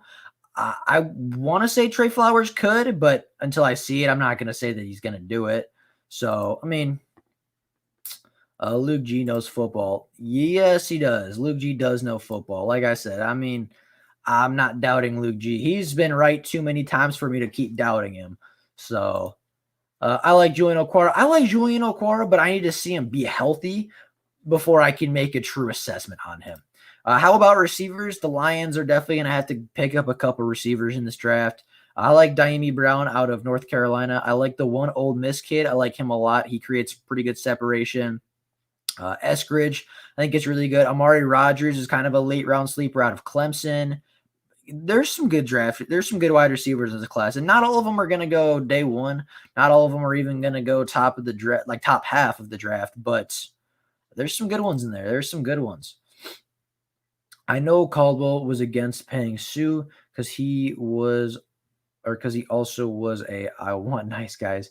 He also pushed for Ebron when the scouts told him. That's true. And like I said, Caldwell made mistakes, and I think his biggest mistake was letting go of Sue. But by no means can you put the downfall of the Detroit Lions on Jim Caldwell. Not his fault. Nowhere near Jim Caldwell's fault. Team will not be the same this year. Lions will shock us all. I hope so, man. I really, really hope the Lions shock us. Luke, why are we not cutting people, though? I couldn't answer you that. I've given you my answer. The draft is loaded with wide receivers. The draft is loaded with wide receivers. And if Chris Olave was coming out, oh my God, I'd be pushing for Chris Olave so hard. But he's not. He went back to Ohio State, and I can respect that. There's some people with potential here that just haven't taken the next step. Hopefully better coaching will help. I think that's a very true statement. I think Tracy Walker's one of those guys. I think Amani's one of those guys. Obviously, I think Jeff Okudah is one of those guys. Even Mike Ford, I think, is pretty solid. Jared Davis and who else? Romeo, obviously, I think just hit a real big growth spurt. Kerryon Johnson's a big name up there. Even TJ Hawkinson, it could improve next season. Like, there's some talent here that hasn't been fully realized yet. I think that's the thing people tend to overlook. No need to cut until we see what's out there. We sign them and cut the meat. Yeah, couldn't said it. You are evaluating current roster versus a bad scheme. Or Lions are evaluating the current roster versus the bad scheme. I think that's very, very true. And I think that's a big reason as to why cuts haven't happened yet. Old Lions, not ODP. I hope we have a good floor record with this regime. Look at Dallas under Jason Garrett. Their floor was typically 8-8. Same with Pittsburgh or the Saints. Their floor is usually 9-7 underpaid. That's very, very true. Hopefully, Hopefully, Julian Okwara, Hand, and Bryant can be healthy. Yeah, if those three are healthy, I think that brings a real good dynamic to this team. And I think that brings 3 pretty solid pass rushers back that could really help boost this pass rush in general. I agree with Luke G that the Lions need to draft the best OT in the first, although there are other options I wouldn't be mad at. I mean, I don't know if I would draft an offensive tackle just because I don't necessarily see the top 10 talent there at offensive tackle. But, if Penei Sewell falls, then I'm taking Penei Sewell. That's game over. That's the end of the conversation. But I don't know. I don't think, I get that offensive line is a big part of it, and I get that building up in the trenches is a very big part and is arguably the most important part of this rebuild, or retool or whatever. But I mean, I'm not going to reach for an offensive tackle either if I don't see it being good value. Let's see.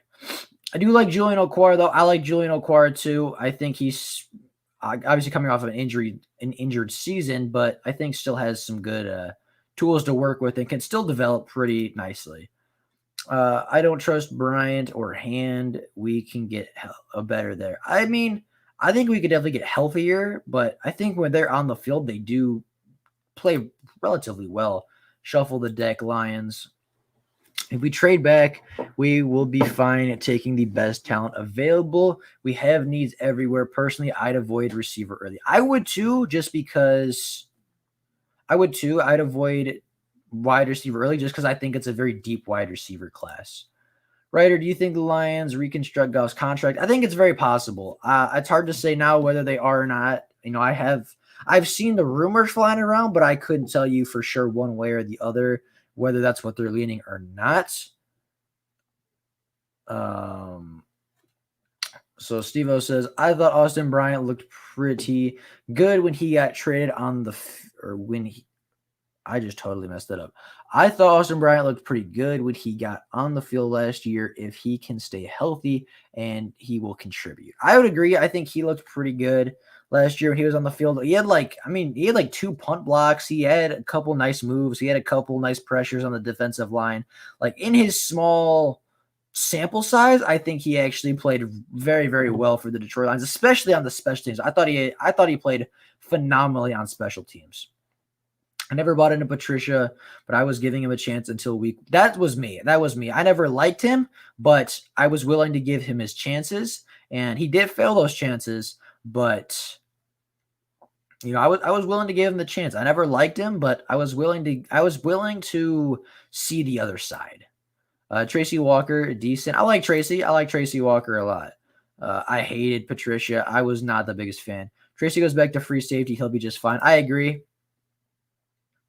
for sure. That's why I want a strong safety. That's very, very fair. I think I really want to see Tracy go back to that free safety. I want to see him go back to that single high free safety role because I thought he actually produced far better in that role than anything else. But I also don't think he's necessarily a bad box safety. That's not his strength for sure, but I don't think it's necessarily a weakness of his. But I definitely like to see Tracy play a lot higher at the safety position.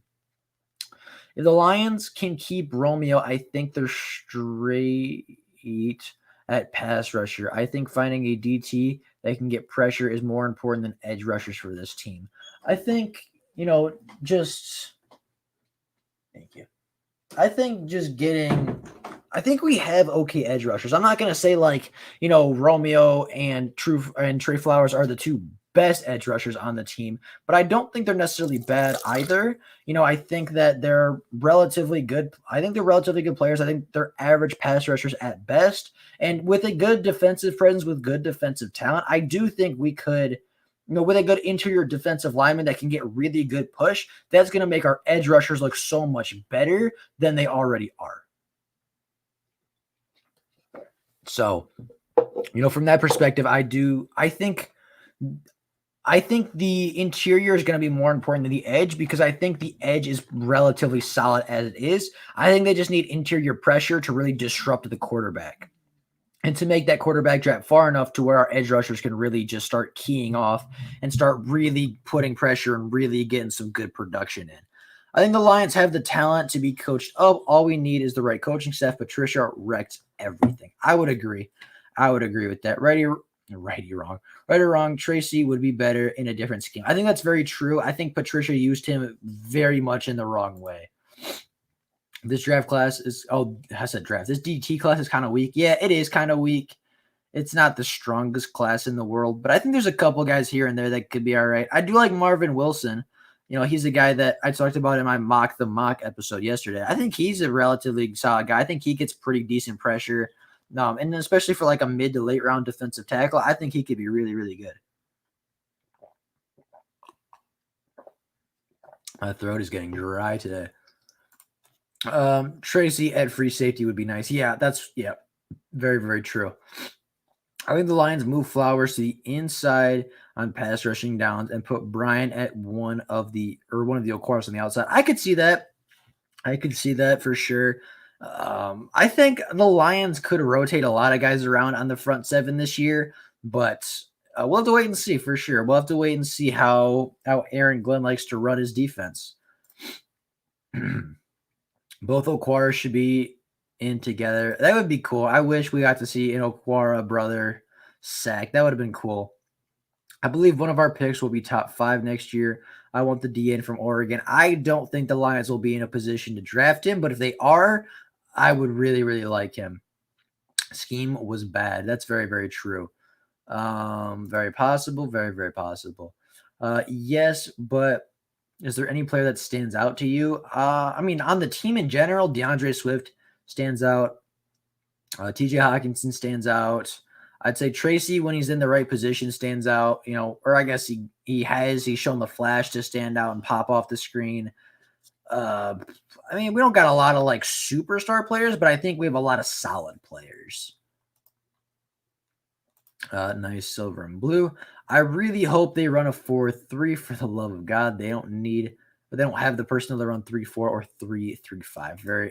I would agree with that. I think their personnel is far better suited for a 4-3, which I hope they do end up running. The Colts hardly spent any money they just draft. That's super true as well. That's why the Colts are very good and they'll be good for a long time because they draft extremely well. Anyone believe in the 46 defense? I like it a lot. I'm not super versed in it. I don't really know a whole lot about that defensive scheme, to be totally honest. So I got no comment. I believe we beat the Rams. I think it's possible. I think it's very possible. 4-3 is good. What about 46? I don't know a lot about that defense, to be totally honest. I'm not super well versed and I'm not super knowledgeable in that particular defensive scheme. So I'll do a little bit of looking into that. If you want to, let me know what it's all about. Let me know like the philosophy behind it. I'd be interested to know, but I'm not super knowledgeable in that style of defense. Bob Quinn was not good, but was mainly Patricia's fault. I would agree with that. Do any teams still use the 46 defense? I don't know. Couldn't tell you. Who bought in Patricia? Matt, I almost said Matt Patricia. Bob Quinn brought in Matt Patricia, which was bad, but that doesn't mean Matt Patricia is not at fault. Matt Patricia also failed at his job. Jamie Collins is one of the best linebackers we have. You don't know what the heck you're talking about. I mean, go simply look up his missed tackle percentage, and that right there tells you exactly what you need to know.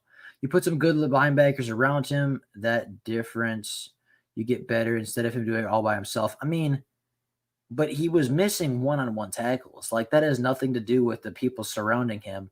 Jamie Collins simply just missed way too many tackles. Like, as an individual player, Jamie Collins did not play well last year. They call it the 4-6 defense, the Tampa 2 defense. The offenses have figured out how to beat that, how to beat it. But I'm sure there's some teams use. Oh, I got you. Okay. Again, I don't know. Maybe potentially that's possible, but I couldn't tell you right now. Blue and silver says Jamie Collins was not good last year. He was not. I mean, like I said, missed way too many tackles. I don't know what the percentage was, and now I'm going to look it up because it'll bug me until I look it up. So we're just going to look up Jamie Collins PFR because that's where I found the missed tackle percentage numbers. Let's see it. Also, he only played in 14 games and got ejected from one of those 14 because he's an idiot. Yeah, the man missed 10% of his tackles, almost missed 10.5% of his tackle. Missed more than 10.5, almost missed 11% of his tackles. That's not good. Okay, it's going to zoom in. Okay, that's a little far. Jamie Collins last year missed. Okay, it's not going to scroll over, or there it is. Jamie Collins missed 10.5% of his tackles. like he missed 14.8% 2 years ago, missed 12.9 the year before that, and missed 10.5% of his tackles last year. That is not good. He missed way too many tackles, and that number is not right. Jamie Collins did not miss 12 tackles. Jamie Collins missed a lot more than 12. But that percentage is way too high. Stafford is a coward unless late in the game with nothing to lose, all the talent. But I would disagree with that. But that's your opinion. PS4 6 works wonders on Madden. If only this were Madden. I couldn't tell you how many Super Bowls I've won with Detroit on Madden. Only one I can see if Julian Okwara. Yeah. Trade back period. Give me some more picks. This draft is full of gems because COVID got to dig and go do research. Yeah, there's a lot of very good sleepers in this draft. Though, who's good on defense? There's a lot of good defensive teams out there. Now, whose fault is it that Caldwell's last year the defense was 27th? That would be the defensive coordinator's fault because he was a poor coach. I think we take 2 wide receivers in this draft. I would agree with that. Caldwell was mediocre. The main reason why he didn't take the next step was because he couldn't hire a competent OC, Lombardi, and JVC anybody. That's super true. Like I said, I wasn't trying to say that Caldwell was like this all-worldly coach, but I think if you're going to try to tell me that Jim Caldwell is the reason the Lions were bad the past couple of years, and if you're going to agree with Matt Patricia that this team had a lot of work to do under Jim Caldwell, that simply wasn't true. Like I said, Caldwell was average, but at the end of the day, he did his job and he won football games. So, yes, he was average, but he was not the reason that this team fell apart once he left. LB James, I don't know, is it Jamin or Jamin Davis? Jamin? I don't know. Some Davis, straight sleeper. That's super. I do like him, and I've heard a lot about him. I've heard more about him recently, and I really, really like him. There's a wide receiver from Western Michigan with Tyreek Hill speed. Yes, Dwayne Eskridge is a beast. Dwayne Eskridge is very, very good. I think the talent on D was just misused. Not all bad as we think. I think that's super, super true. I don't think we have like a top 10 defensive talent. I don't think we have a top 10 core of defensive talent in the NFL, but I do think that there's no reason that our defense should have been the worst defense in the NFL. There's no reason that the Detroit Lions should have had the worst defense in the NFL because we might not have had the best defensive talent, but we had far from the worst defensive talent. If Austin Bryant can stay healthy, he can contribute. That's true. I like Austin Bryant when he's healthy and on the field. There's a speed demon first rounder wide receiver from Western Michigan. Yep. Dwayne Eskridge, very good wide receiver out of Western Michigan. I believe Julian is sleeper. I could see it. I could see Julian taking a big step next year. Blue and Silver says Jalen Waddle is better than Devontae Smith. I wouldn't doubt that. I wouldn't disagree with you. I think there was the whole thing that came out that said Jalen Waddle, every single game he played with Devontae Smith, he outperformed him. Or every single season that they played side by side fully, he outperformed him. So I think if you want to say that, that's proud. I mean, I don't think that's far from the truth.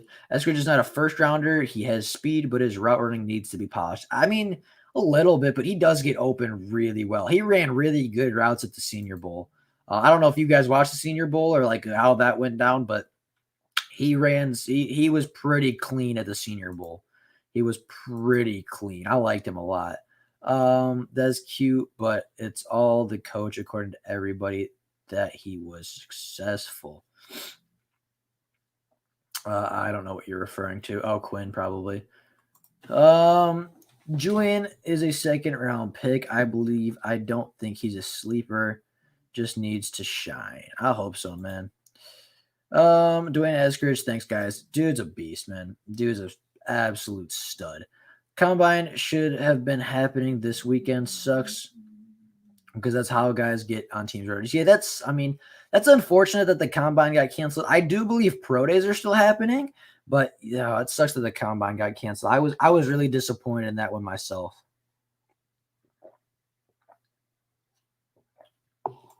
I was super disappointed. Dwayne Eskridge is a day 3 guy, maybe late day 2. I view Dwayne Eskridge as more of a mid day 2 guy. I think his performance at the Senior Bowl really boosted him up. And with that 4.3 speed and him running very, very well at the Senior Bowl, I think he's gonna go probably mid day 2 if I had to guess. But definitely not a day 1 guy, but I think very realistically mid day 2. Third, he's gotten a lot of potential though. Very true, very true. Dwayne Eskridge, I think, is one of the sleepers. Lions can sign Riley Reef for right tackle. Very funny. I could see Eskridge in the third. Also, that receiver from Tennessee. I don't know the receiver from Tennessee.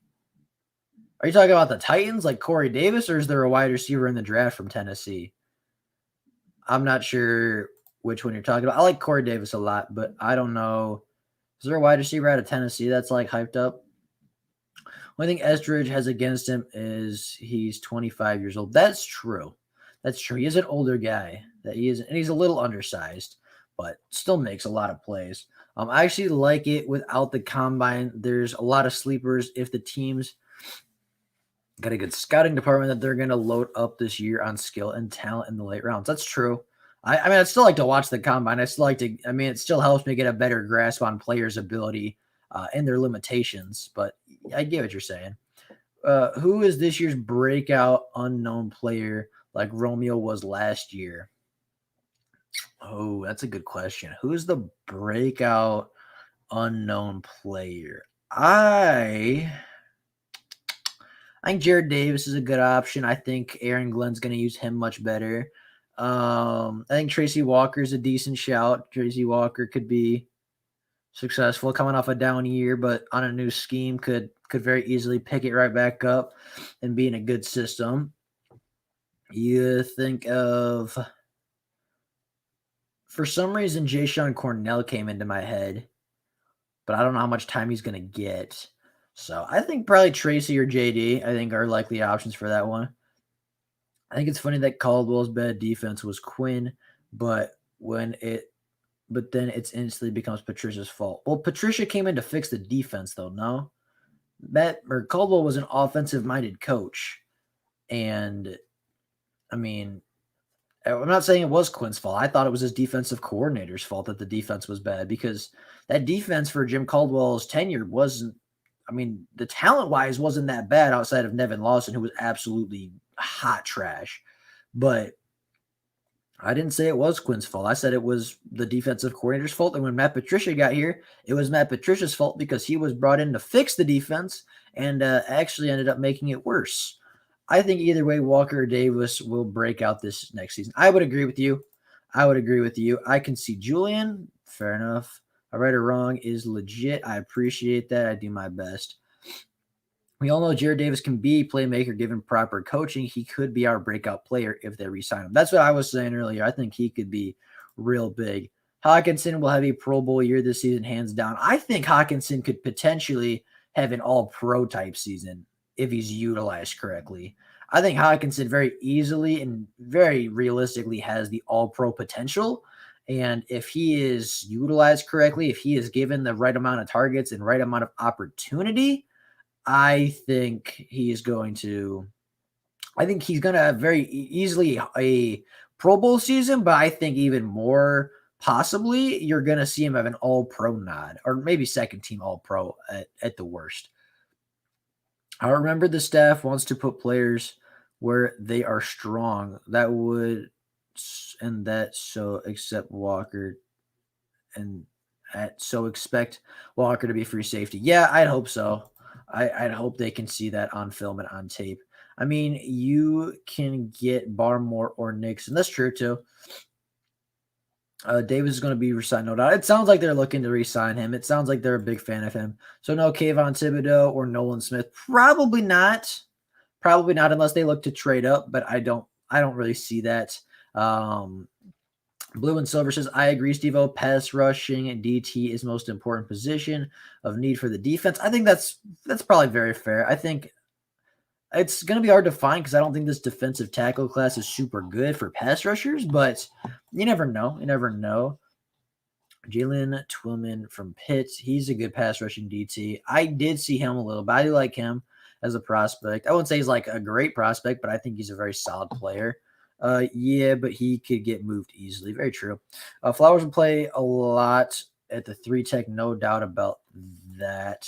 Agree. One pride on run plays, Twillman gets pushed around a lot. That's true. But if you're going to put him in just for pass rushing downs, I think you could. I think you could work something out where it's like obvious pass rushing downs, like 3rd and long. You're gonna put him in and just let him go get the passer. Right? You're gonna just go let him get the quarterback, and that might not be the greatest like skill set for a player, but those players can still hold value in the NFL. At safety, you will see the name Tyree Gillespie fly of draft wars. Really good players, so many sleepers because of code. Yeah, I did see Tyrell Gillespie. I do like him a lot. I think he's a very good safety out of Mizzou.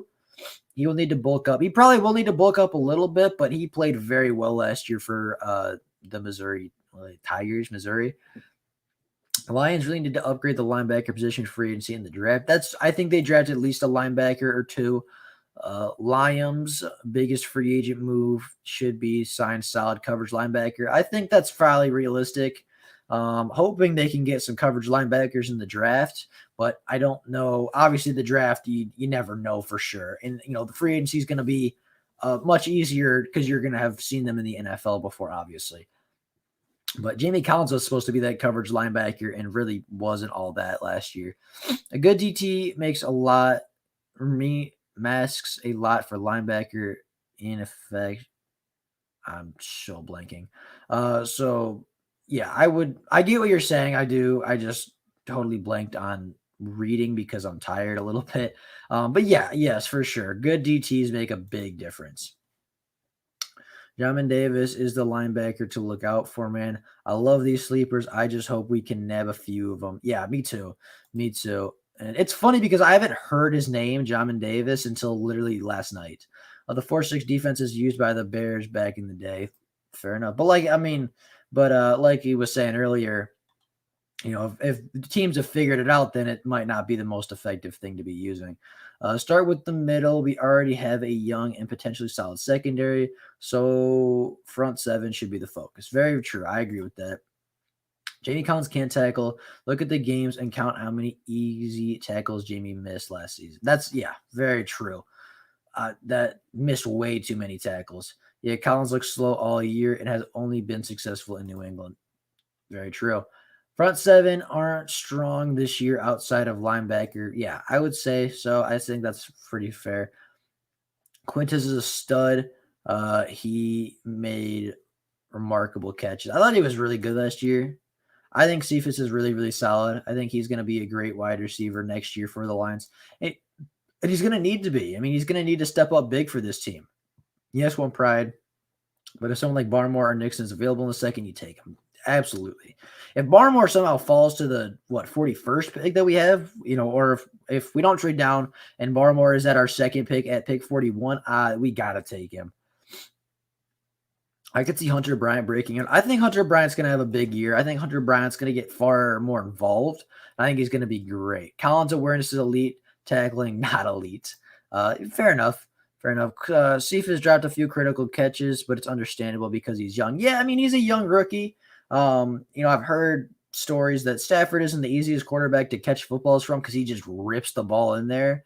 And obviously his arm strength is incredible. And, I've heard he's gotten better at it over the years of controlling it. But, I've also heard that sometimes Stafford just rips the ball a little too much. And sometimes it's hard for young wide receivers to get in, to just get used to catching footballs from Matt Stafford because he just throws it with so much velocity that sometimes it's hard to bring in. I really like the new coaches and GM sipping the blue champagne, buying me a 2023 fine wine. Hey, Cephas is slow. Cephas is slow, but so was Jerry Rice. Like Jerry Rice ran in the 4.7s. So, he's slow, but as long as you're not asking Quintez Cephas to be what he's not, he's going to be a fine receiver. As long as you're not asking Quintez Cephas to outrun a dude 70 yards to the house, like, he's going to be a fine wide receiver. He fights for extra yardage. He has solid hands, runs pretty good routes. Like, He's pretty solid. Love Cephas. I like Cephas too. I'm a very big fan of Quintez. I was a big fan when they drafted him, and I actually had him going in my first ever mock draft last year. I had the Lions taking Quintez because I thought he was just a very, very good wide receiver for the Lions to pick up. Izzy777 says Kyle Pitts would be a monster at receiver. I agree. I think Kyle Pitts I think he's more of a weapon than anything else, but still really, really solid. Let's see. Do you think Goff will throw more deep balls, and who will be his favorite target? It's hard to say now because I don't know who our wide receivers are going to be, but I'm pretty sure he's going to like Hockenson a lot. I'm pretty sure he's going to like Hockenson quite a bit. And as far as is he going to throw deep, it's hard to say, because I don't know what wide receivers we're bringing back. I don't know if we're going to even have deep threats. I don't know if our wide receivers are going to be good at running deep routes or going to be big play down the field wide receivers, or if they're going to be more yard after the catch, get him and go. Like, it's hard to say without knowing the wide receivers we have on the roster. But as far as favorite targets, I think Hockenson's going to be up there. I think Hockenson's going to get a lot of opportunity next year. He wouldn't throw deep balls because we don't have deep ball wide receivers. I think his bet. Oh, well, look, Izzy just literally said what I was going to say. I think the Rams will be trash one injury and it's over. I think that's probably fair. I think that's probably a fair thing to say. Caldwell has a Super Bowl ring, real talk. That's true. That's very true. I think that was more Manning than anything else, but does have a ring. Can't argue. By the way, Hockenson is a guest on Bussin' with the Boys. The show will be posted on Wednesday evening. Good to know. In honesty, Goff will be on the bench to mentor a young QB star we draft. I mean, it depends if we draft one or not. I don't think we draft one this year, but I think next year we probably draft one. I can see Campbell using a lot of 3 tight end sets. I could see that too. I could see that very realistically. If you can get me to Marion, Terry, and Nico Collins in the later rounds, I'd be totally fine. I'd be okay with that. I'd be super down for that. A bunch of people have rings and they aren't the reason to have them. That's true. Caldwell was not the reason they won that ring, but yeah, I mean, at the end of the day, he got one. So more than I have. Bad coaching, F up the defense, no doubt. I think that's super, super true. I believe they will get Kayvon and Nolan next year. I don't think we're going to be bad enough to get those two, but if we are bad enough to get those two, I would love to grab either of them. I like Tamarion Terry. I like him too. I think he's pretty solid. We have Allison Cephas, TJ, Tommy Kennedy, and Victor Bolden. Yeah, that's not really a great wide receiver core. I like Cephas. I like TJ. Kennedy and Bolden and Allison can all be meh, guys. Is that Scary Terry? Nope, that's not Scary Terry. Scary Terry's in Washington. He's in. He's for the He plays for the football team. Mike, that wide receiver group doesn't scare anybody. Lol. I mean, TJ scares some people, but other than that, yeah. I'm gonna make the bold prediction. TJ will have 1,200 yards and 10 touchdowns next year. He'll be Goff's go-to. I think he will be Goff's go-to, but I mean, 1,210's a lot. But never know. 17 games, possible. Could be the next Scary Terry. Current one is Terry McLaurin in Washington. He could be the next Scary Terry, but I think he'd need a different name. Terry, forgot Hunter Bryant. His first catch in the NFL was like 44 yards, and he got another target. Yeah, I thought obviously he had a lot of injury concerns last year. Hunter Bryant did, but when he was on the field, I thought he made some good plays. I thought he, especially in the Tennessee game, I thought played relatively solid. I understand, but Victor Cephas showed some promise. I mean, I don't know a lot about Victor Boulder. Like, I don't know if he's going to be anything special, but Cephas for sure. Cephas for sure showed some promise. One pray for you says JOK to the D. I hope so, man. I like Jeremiah. I like him a lot. I think he's a very, very good. As I just moved because I'm Uncomfortable. I think Jeremiah is a good linebacker. I would like him in Detroit. I think he covers well. Very similarly to Jamie Collins, does struggle with wrapping up a little bit, but I thought Jamie Collins' whole thing was he just failed to get hands on people, whereas Jeremiah got to the guy. He just didn't. He always tried to make the big hit versus just wrapping up. So I'd like Jeremiah. I think he'd be a good addition. Don't forget Hunter Bryant. Yep, Hunter Bryant, definitely a very potential high volume weapon next year, especially with that receiving ability that he showed at the end of last season. Cephus would be a pretty good slot receiver. I think so. I think Cephus would be a very good slot receiver for sure. Hunter Bryant too, absolutely. Goff will be an excellent mentor. I hope so, man. I hope so. Victor Bolden is who he is, man. Lol. Allison really, he probably gets cut before OTAs. We definitely need wide receivers for sure, for sure. Steve has impressed me. He was as advertised, just gets open. Very true. Very true. I think you guys can tell I'm starting to get a little tired. That's my bad. That's my fault. I said we get D Dalla back and Sanu. I so hope Danny Amendola does not come back. Honestly, I hope he retires just so the Lions don't have an opportunity to bring him back. Like, I hope he bring back Agnew more for his return ability, but he can help out at wide receiver. And then I hope we do bring back Sanu. I thought Sanu was pretty solid for us last year. Would you draft Micah Parsons at 7? I wouldn't. Personally, I'll take Jeremiah above him, but I don't know if I'll take a linebacker at 7. Fuentes IQ, Cephas IQ is 100,000. That's pretty high. Parsons at 7, new. Sanu was a nice signing, made good plays. Too bad it was all for nothing. Again, I think we could bring him back. Personally, I think we could bring back Mohamed Sanu. I think he could be a big get. I think he could be a guy that would like to come back. Older veteran, has a little bit of experience, has been here for a year. Obviously, new quarterback, but I think that I would like to bring back Sanu. I'd like to bring him back. No, avoid him like the plague. Who, Mohamed Sanu or Parsons? Because Parsons, I mean, I definitely not taking him top 10, but Sanu, I'd love to bring back Sanu. Parsons is JD 2.0. I've gotten that comparison a lot. Hawkins should be Goff's guy. Very, very true. Can't cover, but can blitz and stop the run. Pretty much Jared Davis right there. Where my guy at Steve-O go? You in here? He was here earlier. So is Jesse James done in Detroit? I don't know.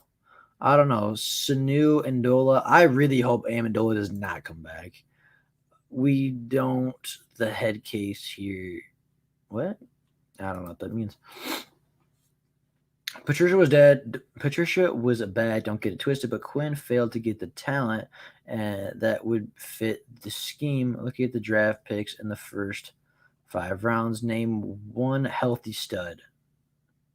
Okay, well, look at the draft picks in the first 5 rounds. Are you talking about this year or in general? Because there's, a couple good guys that he got in every draft. DeAndre Swift is pretty good. Frank Ragnow is pretty good. TJ Hawkinson is pretty good. But obviously those are offensive guys. Let's see. Amani is pretty solid. John Pennicini is pretty solid. Let's see. Jared Davis is pretty solid. That wasn't drafted for his scheme because that was way before Patricia. But Jared Davis is pretty solid. Julian Okwara, unhealthy but solid player. I'm not claiming that Quinn was a good GM, but he was definitely the problem, or definitely a big part of the problem.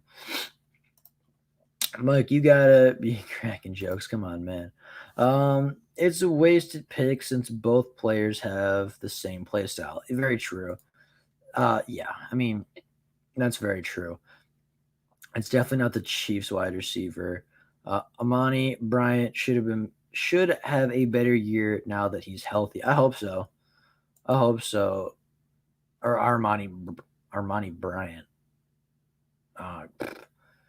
I say we get Robinson from the Chiefs. I wouldn't be mad at Demarcus Robinson. I think he's pretty all right. Not like the biggest name wide receiver, but I think he's a solid guy nonetheless. Steve-O, come on, man. Comments. Some of these comments got me cracked up. I mean, Steve-O, if you're in here, man, start getting on it. Trading Galladay would be huge capital for us. I think this is like a second. That would be all right. That would be pretty good value for Kenny, I would think. I think he wants to leave. He says he wants to be here. He definitely didn't want to be here under Matt Patricia, but I don't know how things look now with Dan Campbell being the guy.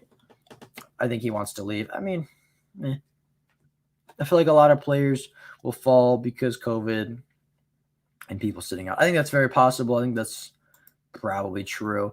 I saw we get Waddle. I say we get Waddle and dude from Western Michigan. I would say that's good, but that's a lot of capital to put on the offensive side of the ball. And like, where are you going to fix your defense at? Like, I think we just wait a little later. I like the Eskridge pick, but I think Waddle just, I don't know. I like Waddle, but I don't know if I'll take him at 7 just because we have so many more needs. And the wide receiver class is arguably the deepest class is arguably the deepest position in this class. I just think Brad needs to address the D line. Nick Williams gone. What about Bryant? Pennicini should be good though. Yeah, I think it should. I think, like I said, I think we have some solid talent.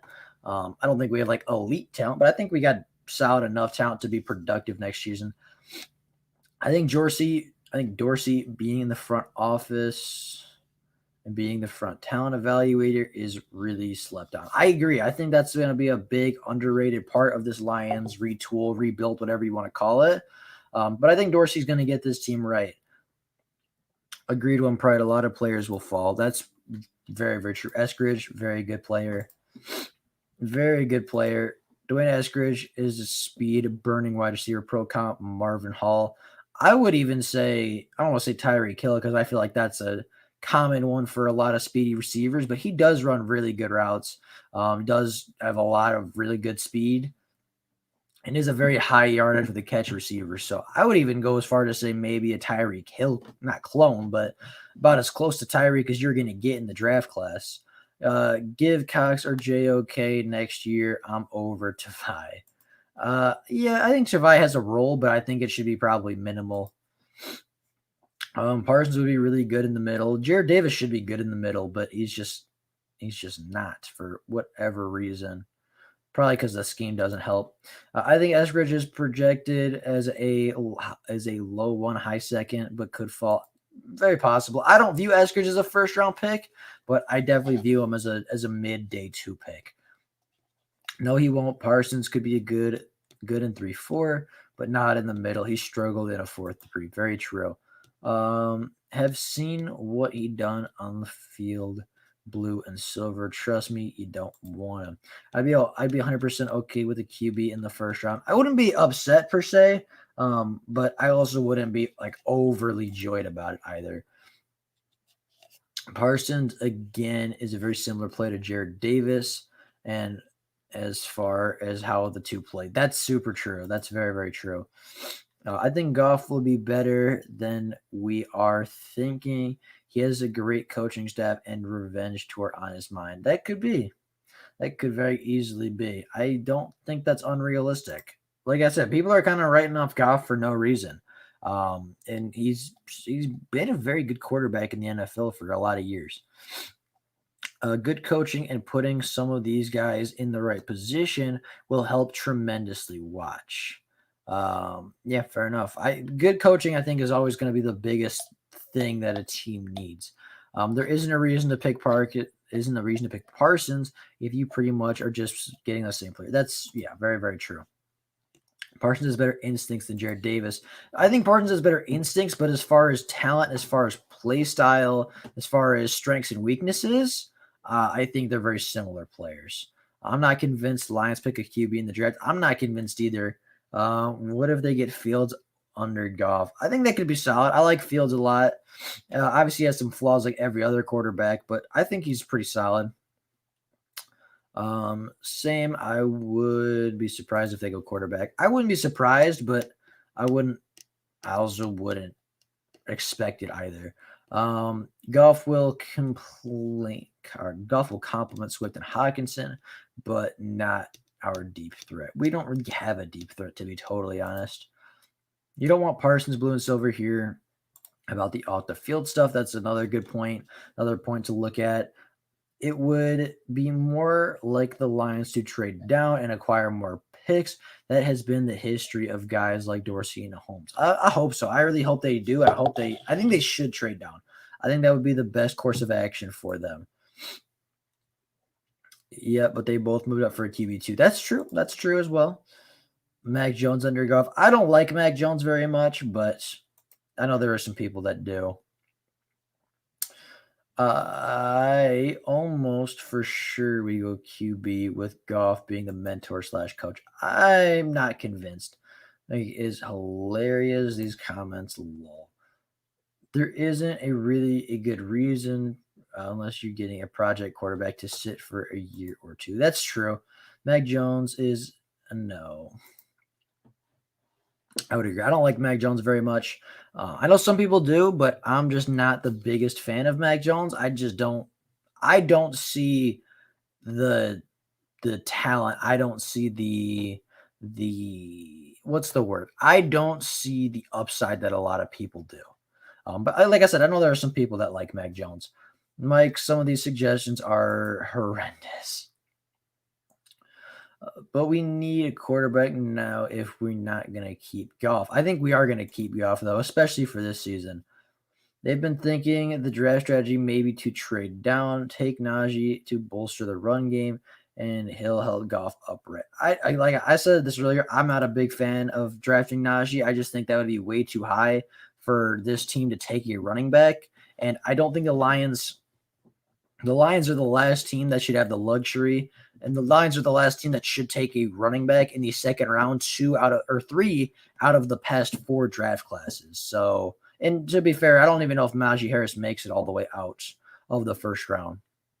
If they take Mac Jones, we can forget everything they said about. We can forget everything they said at the pressures, and it was all just coach speak.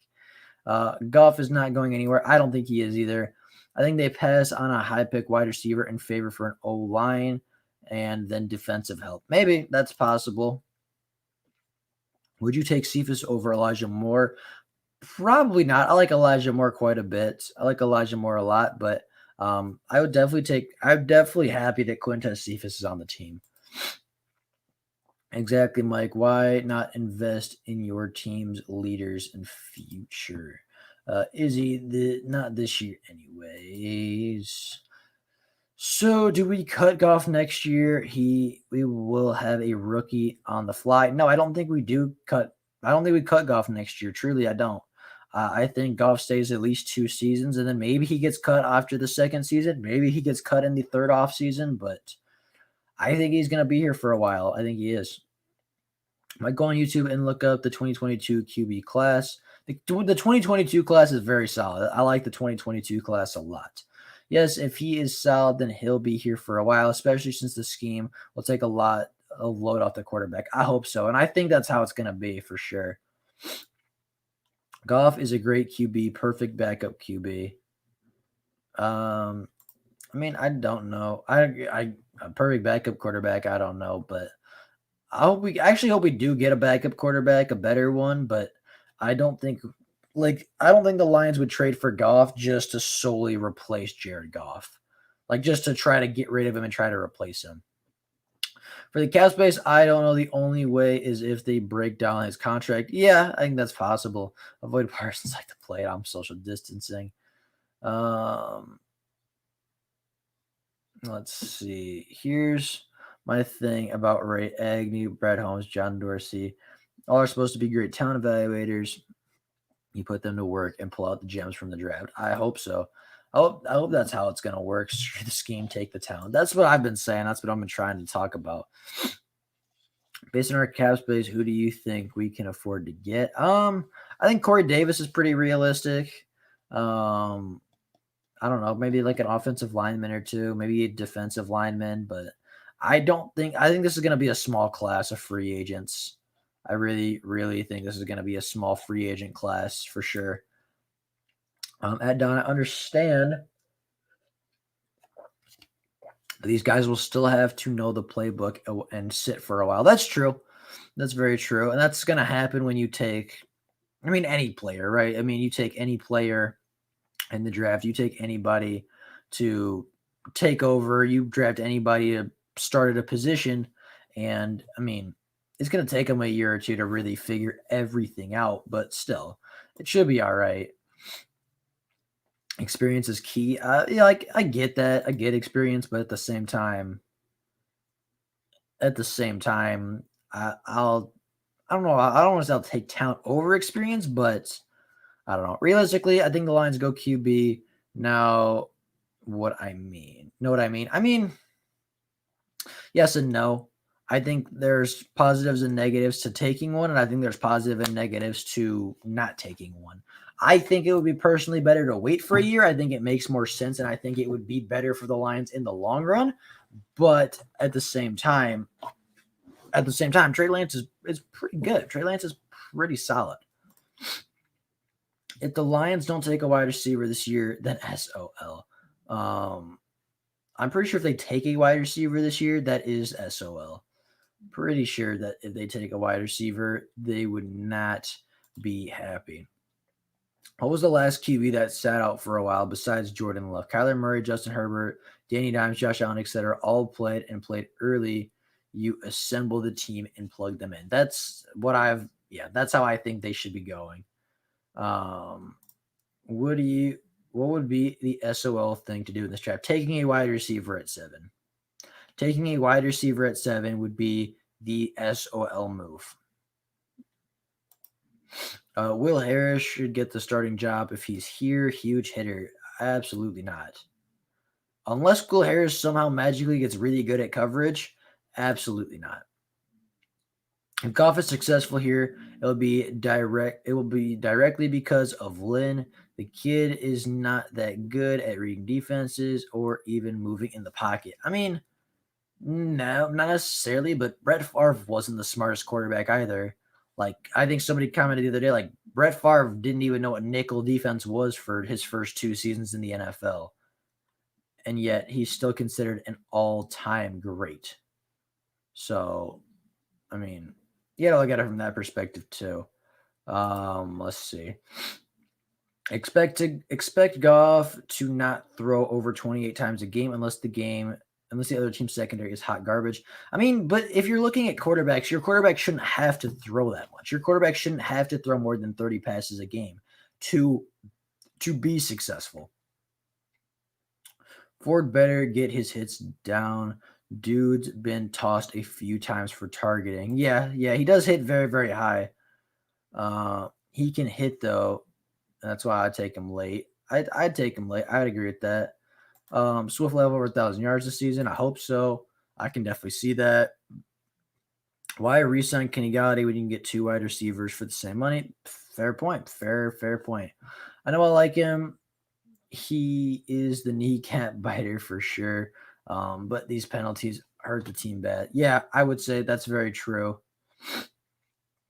I'd say that's very, very true. But, that's all we got for today. We just crossed the 2-hour mark for another live stream. And while I'm having a lot of fun, my voice is starting to hurt just a little bit. My voice is starting to not work as well as it did when we started, and I'm starting to get a little tired. So I think with that being the case, with us just passing the 2-hour mark, we're going to call it for the day. We're going to call the live stream for now, and we will obviously be back next week to talk more Lions football. But, with all that, that's all I got for you guys.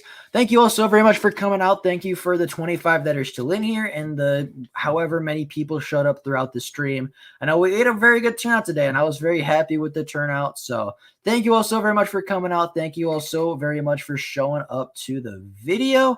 But with all that being said, that's all I got for you guys right now. Thank you all so very much for watching, and I will see you all tomorrow on Monday afternoon with another Lions video. Thank y'all for watching. Bye, guys.